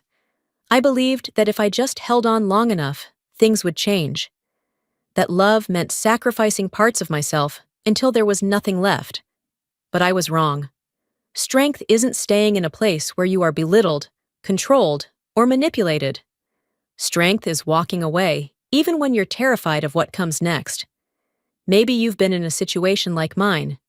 Maybe you felt stuck, unheard, afraid to take that first step because you don't know if you'll land on solid ground. Let me tell you this, you will. The fear of the unknown is nothing compared to the slow suffocation of staying where you're not valued. And if you're watching this, wondering if it's too late for you, it's not. It never is. You can start over. You can reclaim your life. You can build something new, something better, something that is yours. Now, I want to hear from you. Have you ever had to walk away from something toxic? What gave you the courage to finally say, enough? Drop a 1 in the comments if this story resonated with you, or tell me where you're watching from. I love knowing how far these stories reach. And if this video wasn't for you, I'd love to hear why. Your voice matters. And before you go, don't forget to subscribe to this channel so you don't miss the next story. Because life isn't just about endings, it's about the powerful new beginnings waiting on the other side.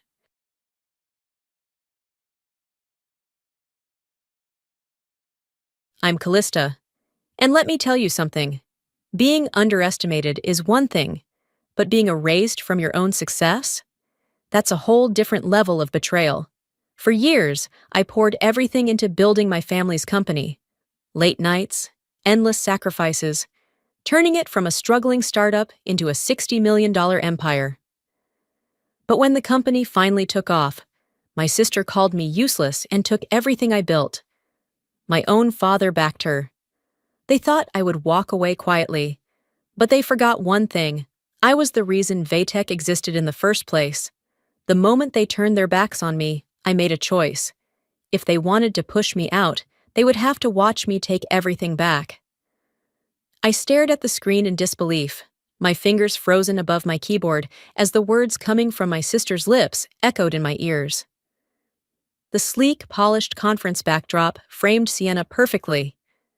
She looked radiant under the soft glow of the spotlights, exuding the kind of effortless confidence that made people believe whatever she said. And with strategic leadership, we transformed Vaytech into a powerhouse of innovation, she declared, flashing a knowing smile at the audience.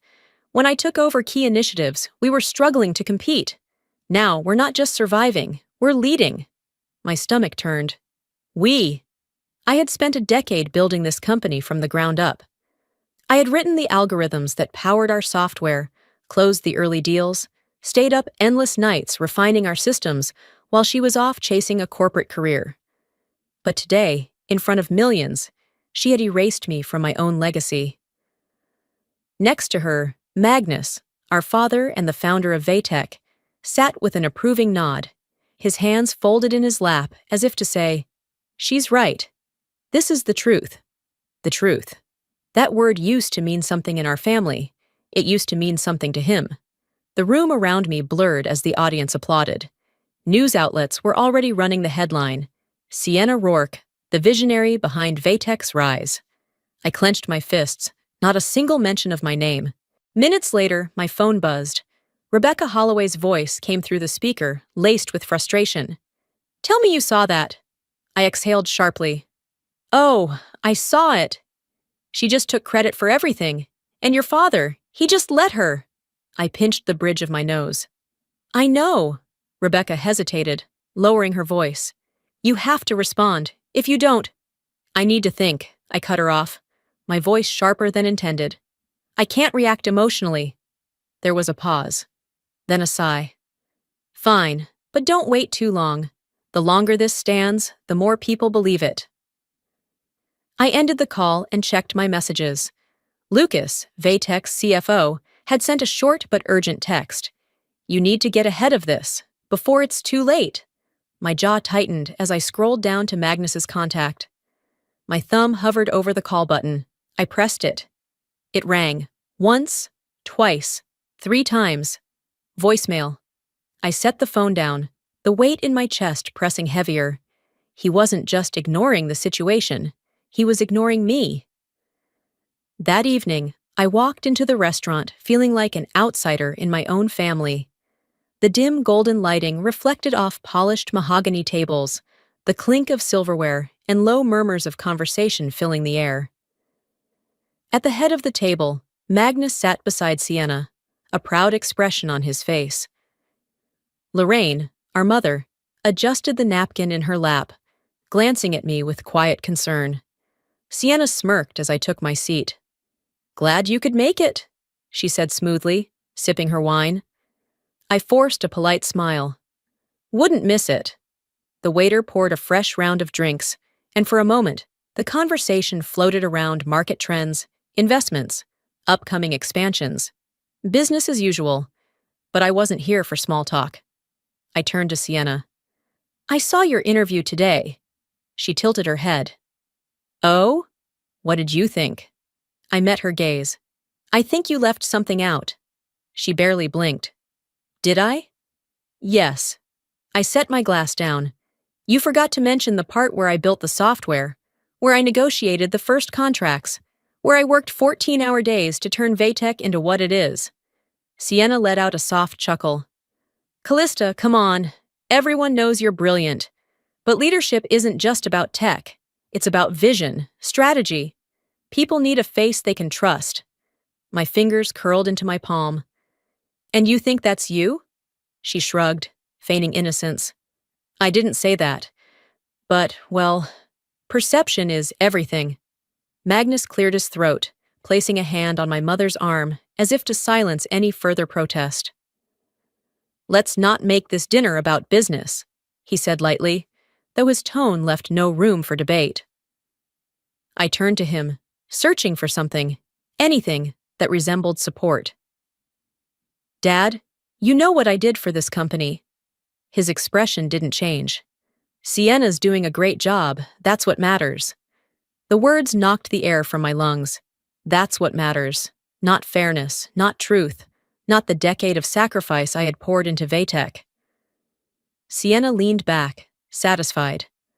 I swallowed back the bitterness rising in my throat. I wouldn't give her the satisfaction of seeing me break. I placed my napkin on the table, pushing my chair back. "You're right," I said, forcing my voice to stay even. "Let's not talk about business." I stood, ignoring the questioning look from my mother. "Leaving already?" Sienna mused, amusement laced in her voice. I shot her a cool look. "I have work to do." Then I turned and walked away, my head high, even as the weight of their betrayal settled like stone in my chest. That night, alone in my apartment, I sat at my desk, staring at the framed photograph on the bookshelf. It was from Vatek's early days, Magnus, Sienna, and me, standing in front of our first office space. I remembered how proud I'd been back then, how I had believed, naively, that family meant something in business. Now I knew better. I opened my laptop, pulling up Vatek's financial reports. This wasn't over, not by a long shot. The next morning, I walked into the office, ready to face whatever came next.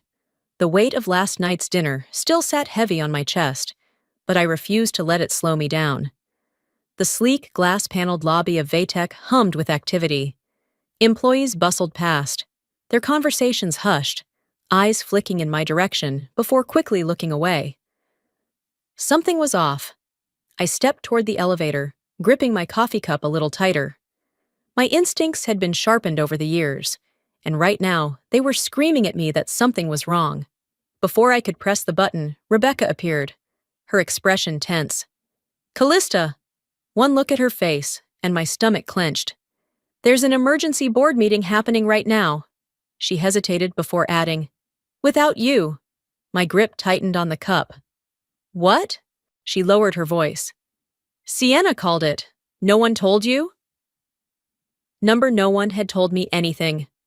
I turned sharply, my heels clicking against the marble floor as I strode toward the executive wing. My pulse pounded in my ears. The walls of Vaytech had never felt suffocating before, but now they closed in like a trap. I pushed through the heavy doors of the boardroom without knocking. The room fell silent. Sienna stood at the head of the long oak table, her manicured hands resting on polished wood. She was in control, fully in her element. Around her, the board members sat in stiff silence. Magnus was there too, his face unreadable. Sienna's lips curved into a knowing smile.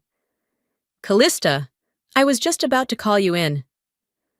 I glanced at the papers on the table. It was already done.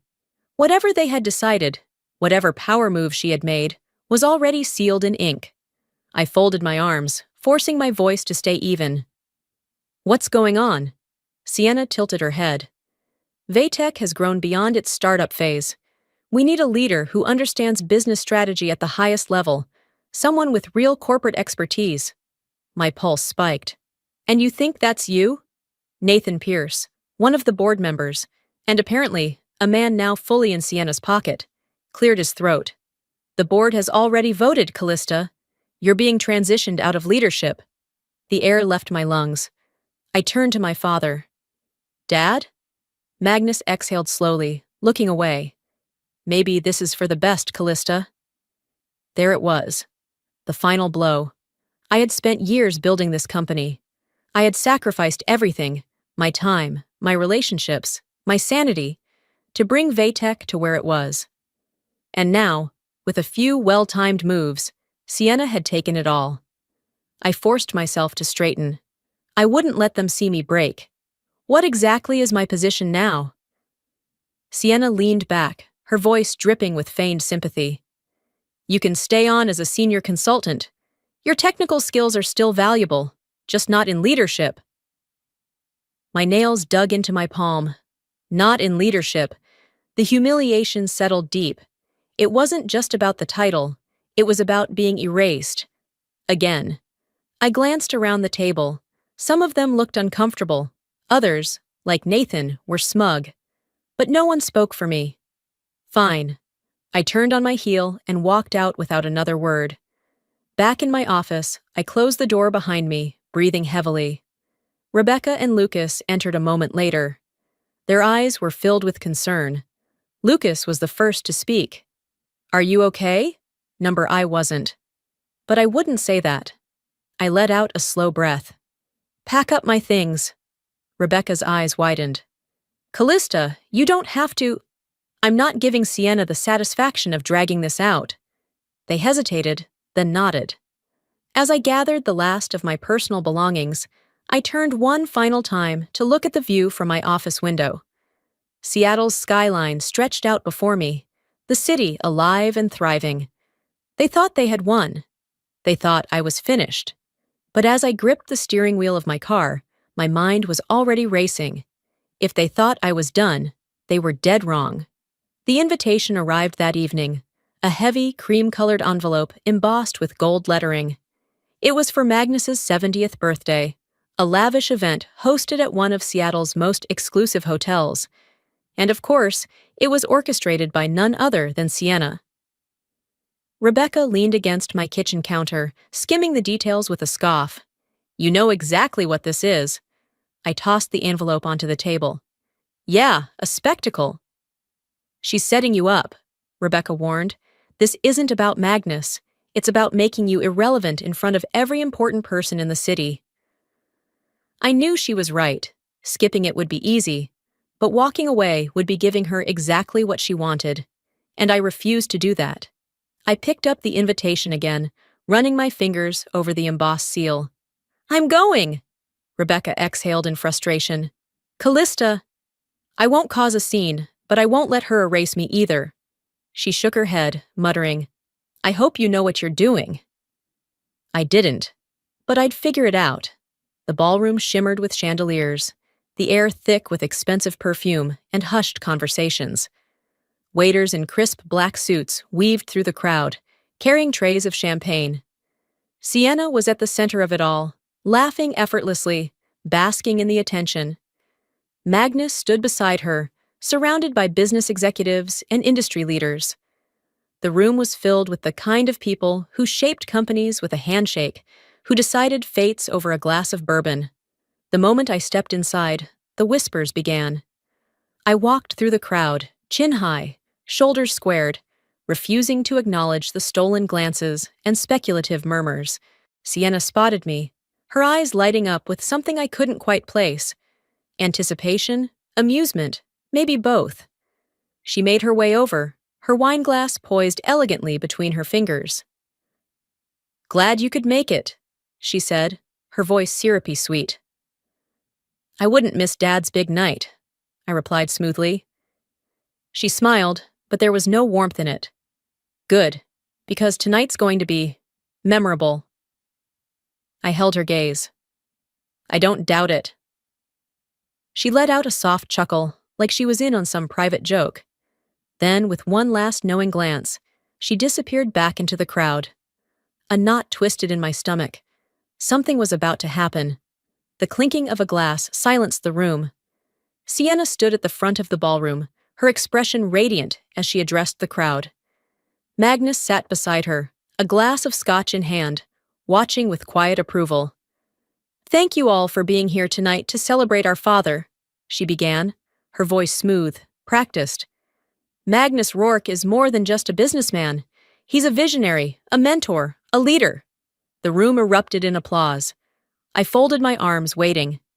"But tonight," she continued, her eyes scanning the crowd before locking onto mine, "we also look toward the future." A hush fell over the room.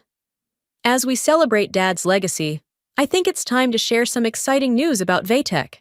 My breath caught. The company needs strong leadership, and as CEO, I am committed to carrying that vision forward without distraction. I felt the world tilt slightly.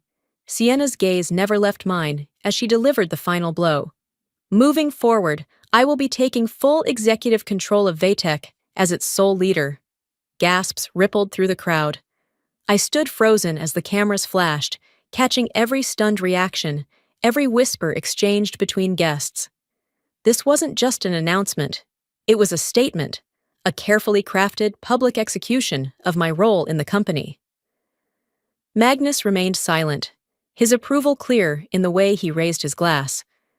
I clenched my jaw, forcing myself to stay still, to absorb every detail, every smug glance, every strategic move she had just played. I wasn't just removed. I was humiliated. And Sienna knew it. I felt her watching me, waiting for my reaction, waiting for me to lash out, to storm out in disgrace.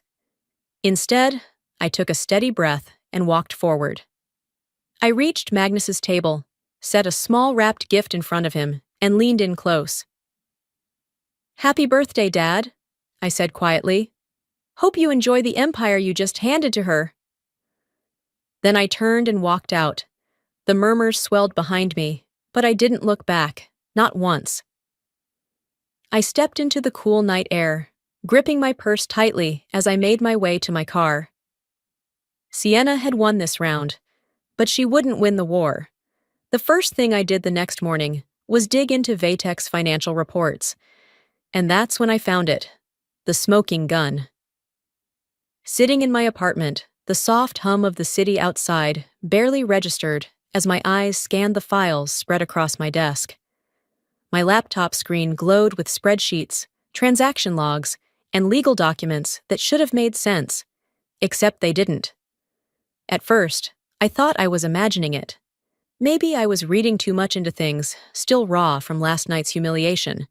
But the more I dug, the more the numbers screamed at me. Something was wrong. Profits had been diverted. Private equity discussions had taken place under the radar. Legal clauses had been carefully worded to conceal their true intent. And then I found the name. Ethan Wells. A corporate predator. A man who didn't just buy companies.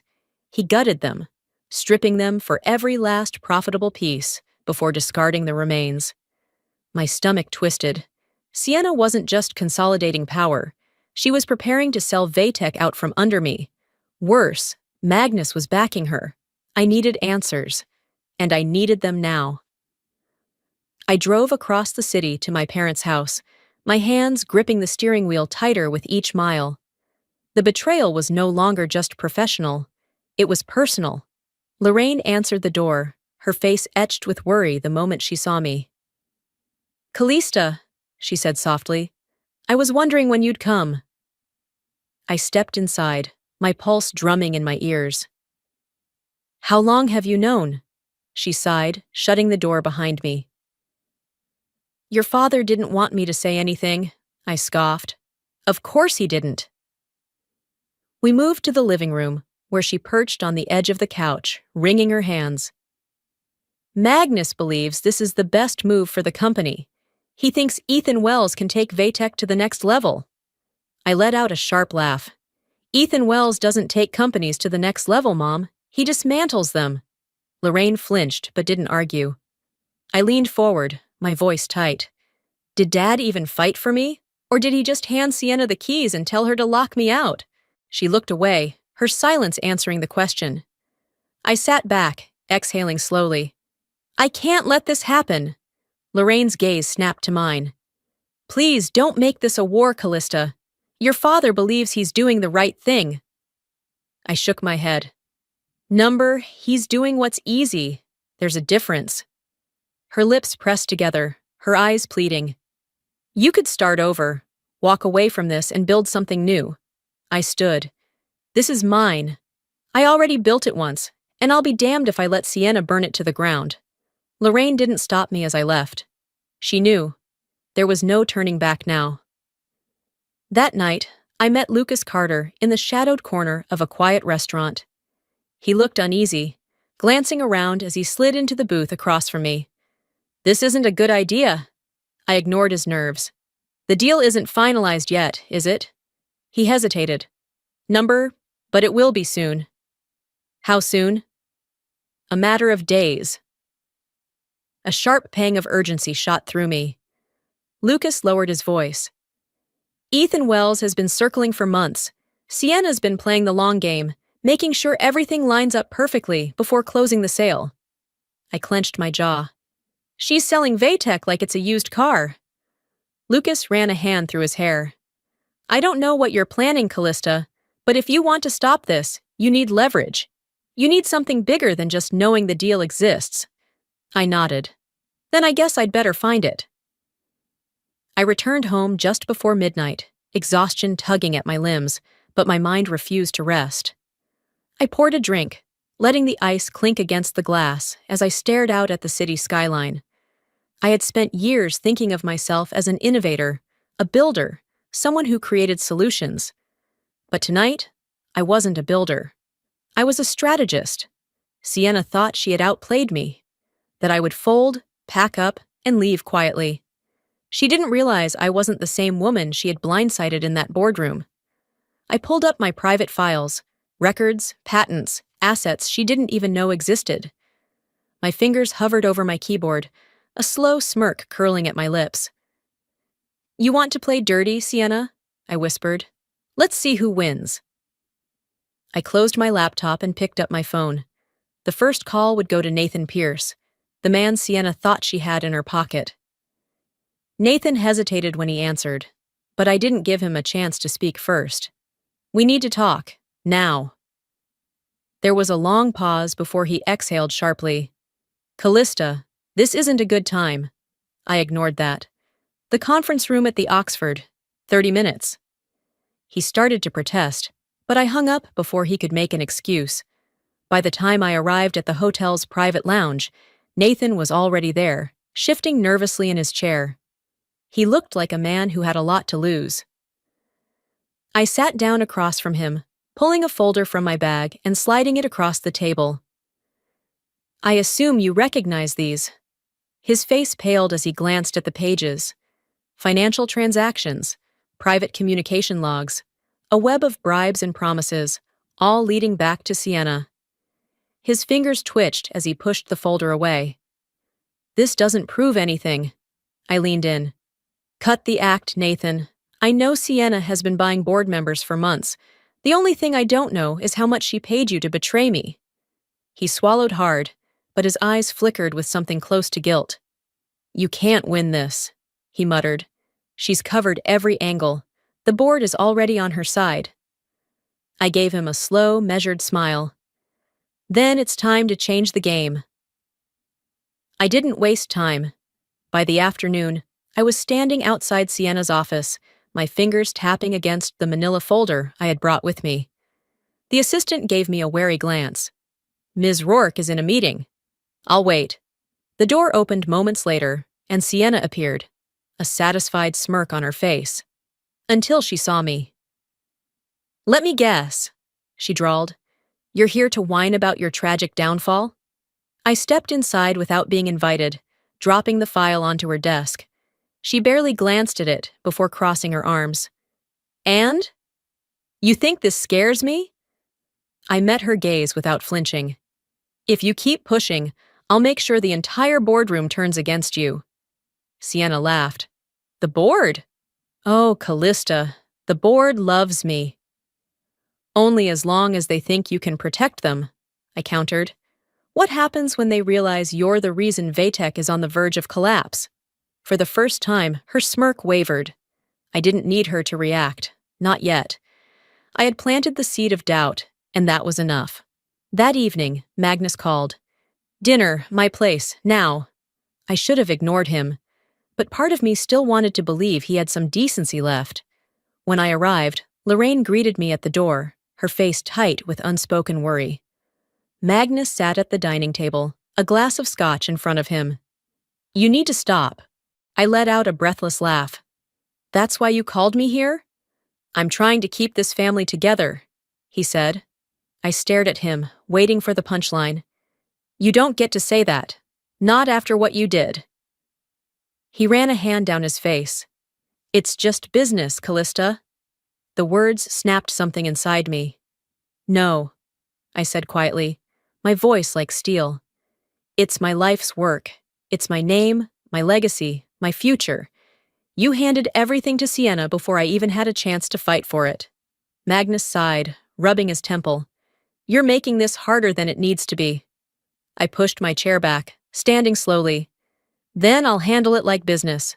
And I promise you, you're not going to like the outcome." Lorraine flinched as I turned and walked out, but she didn't stop me. She knew nothing could. Back at my apartment, Rebecca, Lucas, and Samuel were already waiting.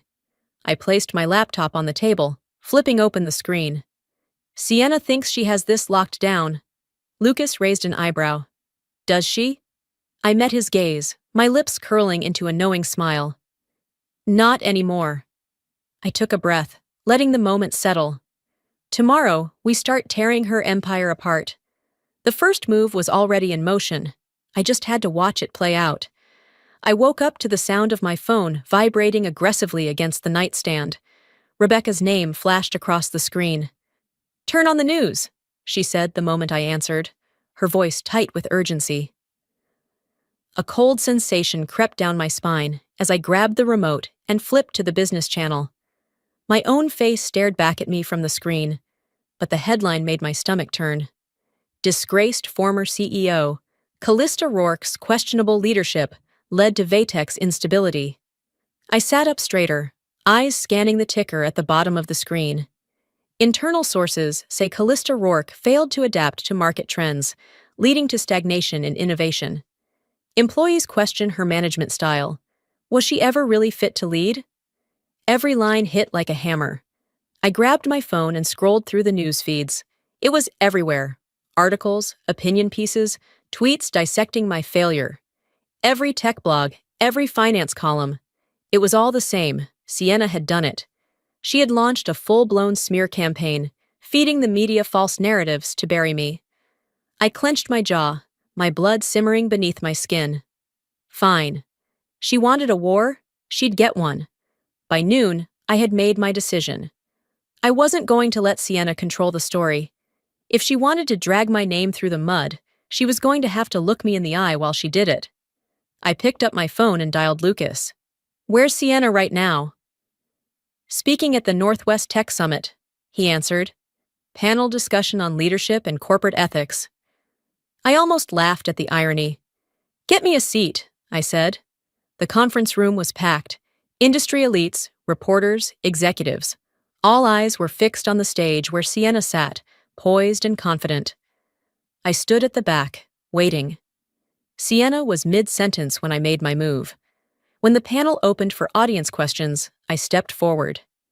"Callista Rourke," the moderator announced, looking surprised as the room collectively turned toward me.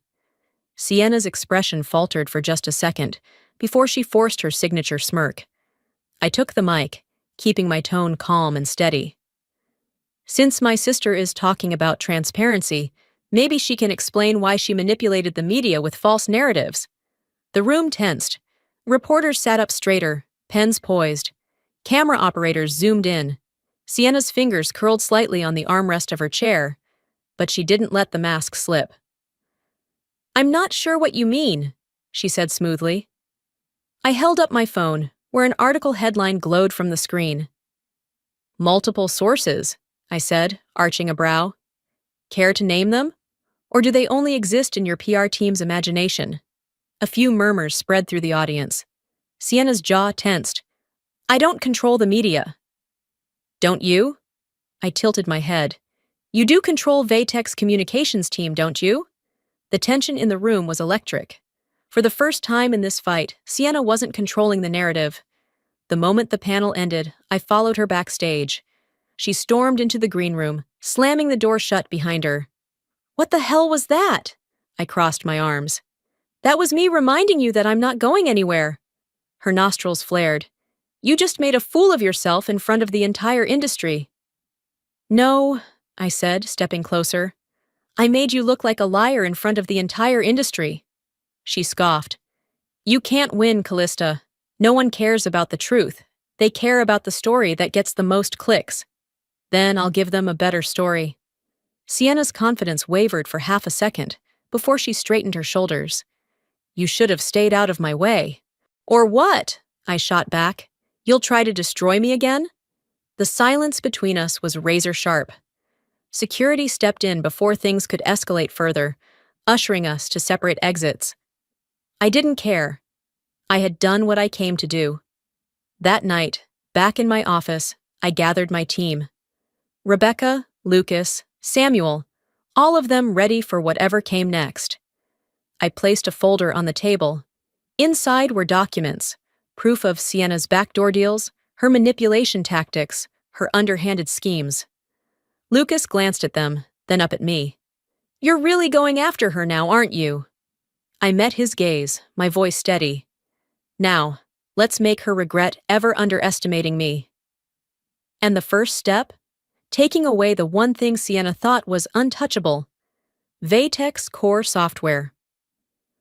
I leaned back in my chair, fingers drumming against the polished oak desk, as Lucas finished going over the final details. "It's airtight," he said, pushing a set of documents toward me. Altiora Systems owns the software outright. The licensing contract with Vaytek was never renewed. Sienna either didn't notice or was too busy playing the media to care. I picked up the papers, skimming through the legal jargon that confirmed what I already knew. Sienna had made a critical mistake. I exhaled slowly, a smirk playing at the corner of my lips. Then let's remind her who really built this company. Rebecca, sitting across from me, raised an eyebrow. "You know this is going to cause absolute chaos, right?" "That's the point," I said smoothly. "By the time she realizes what's happening, it'll be too late to stop it." At precisely 9 a.m., the first call came in. I watched the chaos unfold from the comfort of my office, sipping my coffee as the first ripple of panic spread across Vatex headquarters. The company's entire infrastructure, billing systems, client data access, internal management software, suddenly went dark. Within minutes, phone lines were jammed. Emails flooded in from frantic executives. Investors demanded explanations. By 9:10 a.m., Sienna stormed into Vatex IT department, her heels clicking sharply against the marble floors. "What the hell is going on?" she snapped. Technicians scrambled to explain, but the answer was staring her right in the face. A single notification blinked ominously on the main server screen. License agreement with Altiora Systems expired. Access revoked. Sienna's face went pale. No, no, no, she muttered, frantically typing at the keyboard, as if sheer willpower could override the system lockout. But it was done. She had lost control of the one thing that had made Vatex valuable, and I was the only person who could fix it.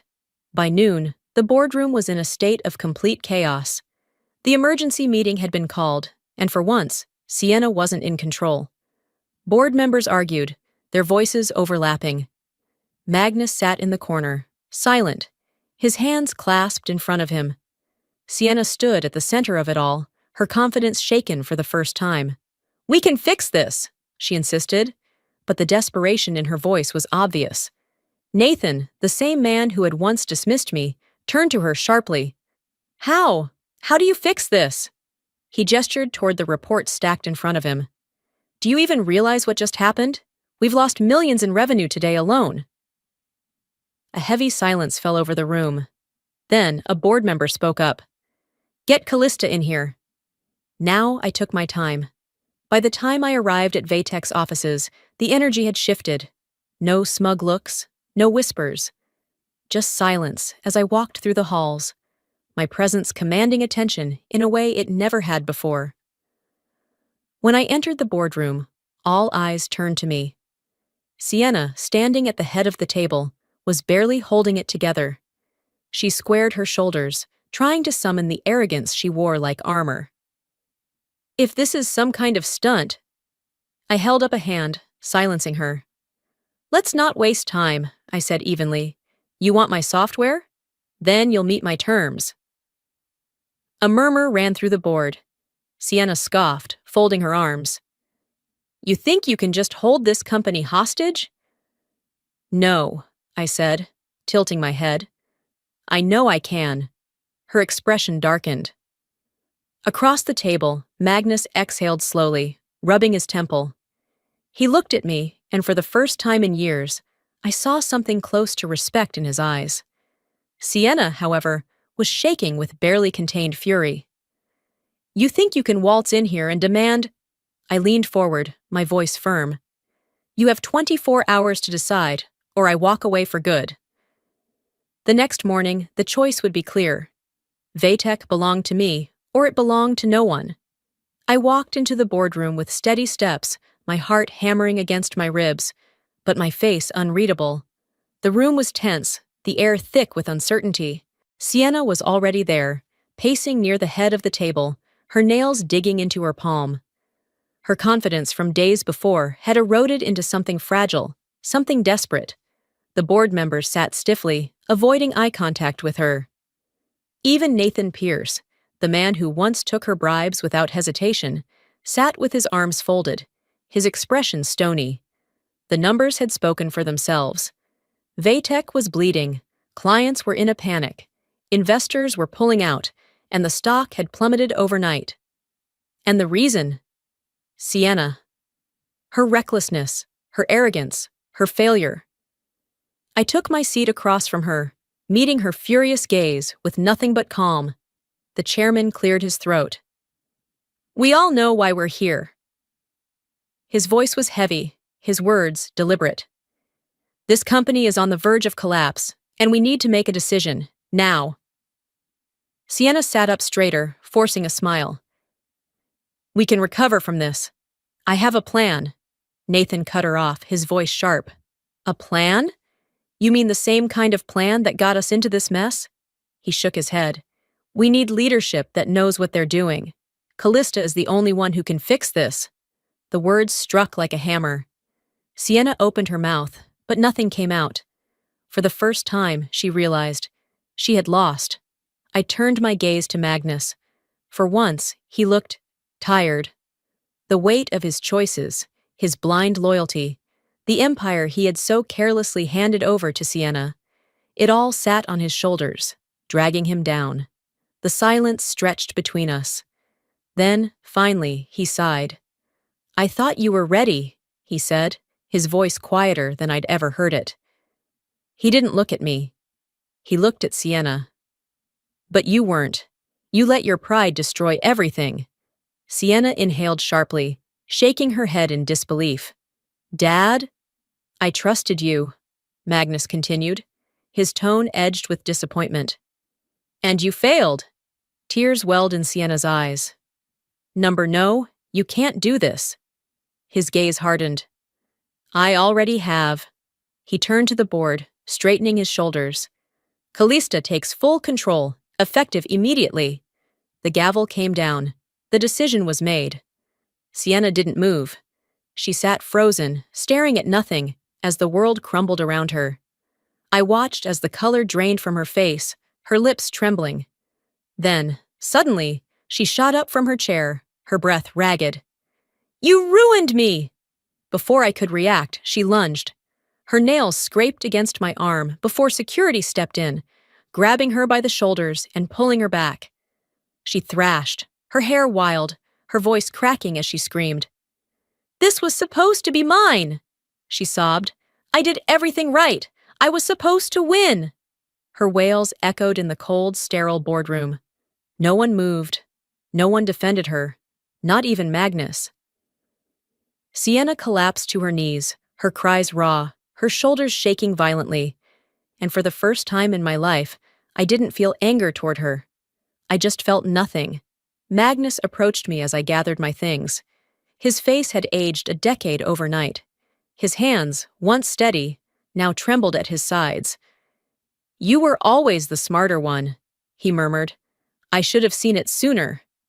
I met his tired gaze. I had waited my entire life to hear those words. And now, they meant nothing. I nodded once. That was all he was getting from me. Then I turned, walking out of the boardroom, out of my father's shadow, out of my past, stepping into my rightful place. As I entered my office, I exhaled slowly. The war was over. But was the victory worth it? A week later, I found myself staring at an unopened gift, a birthday present I never got to give Magnus.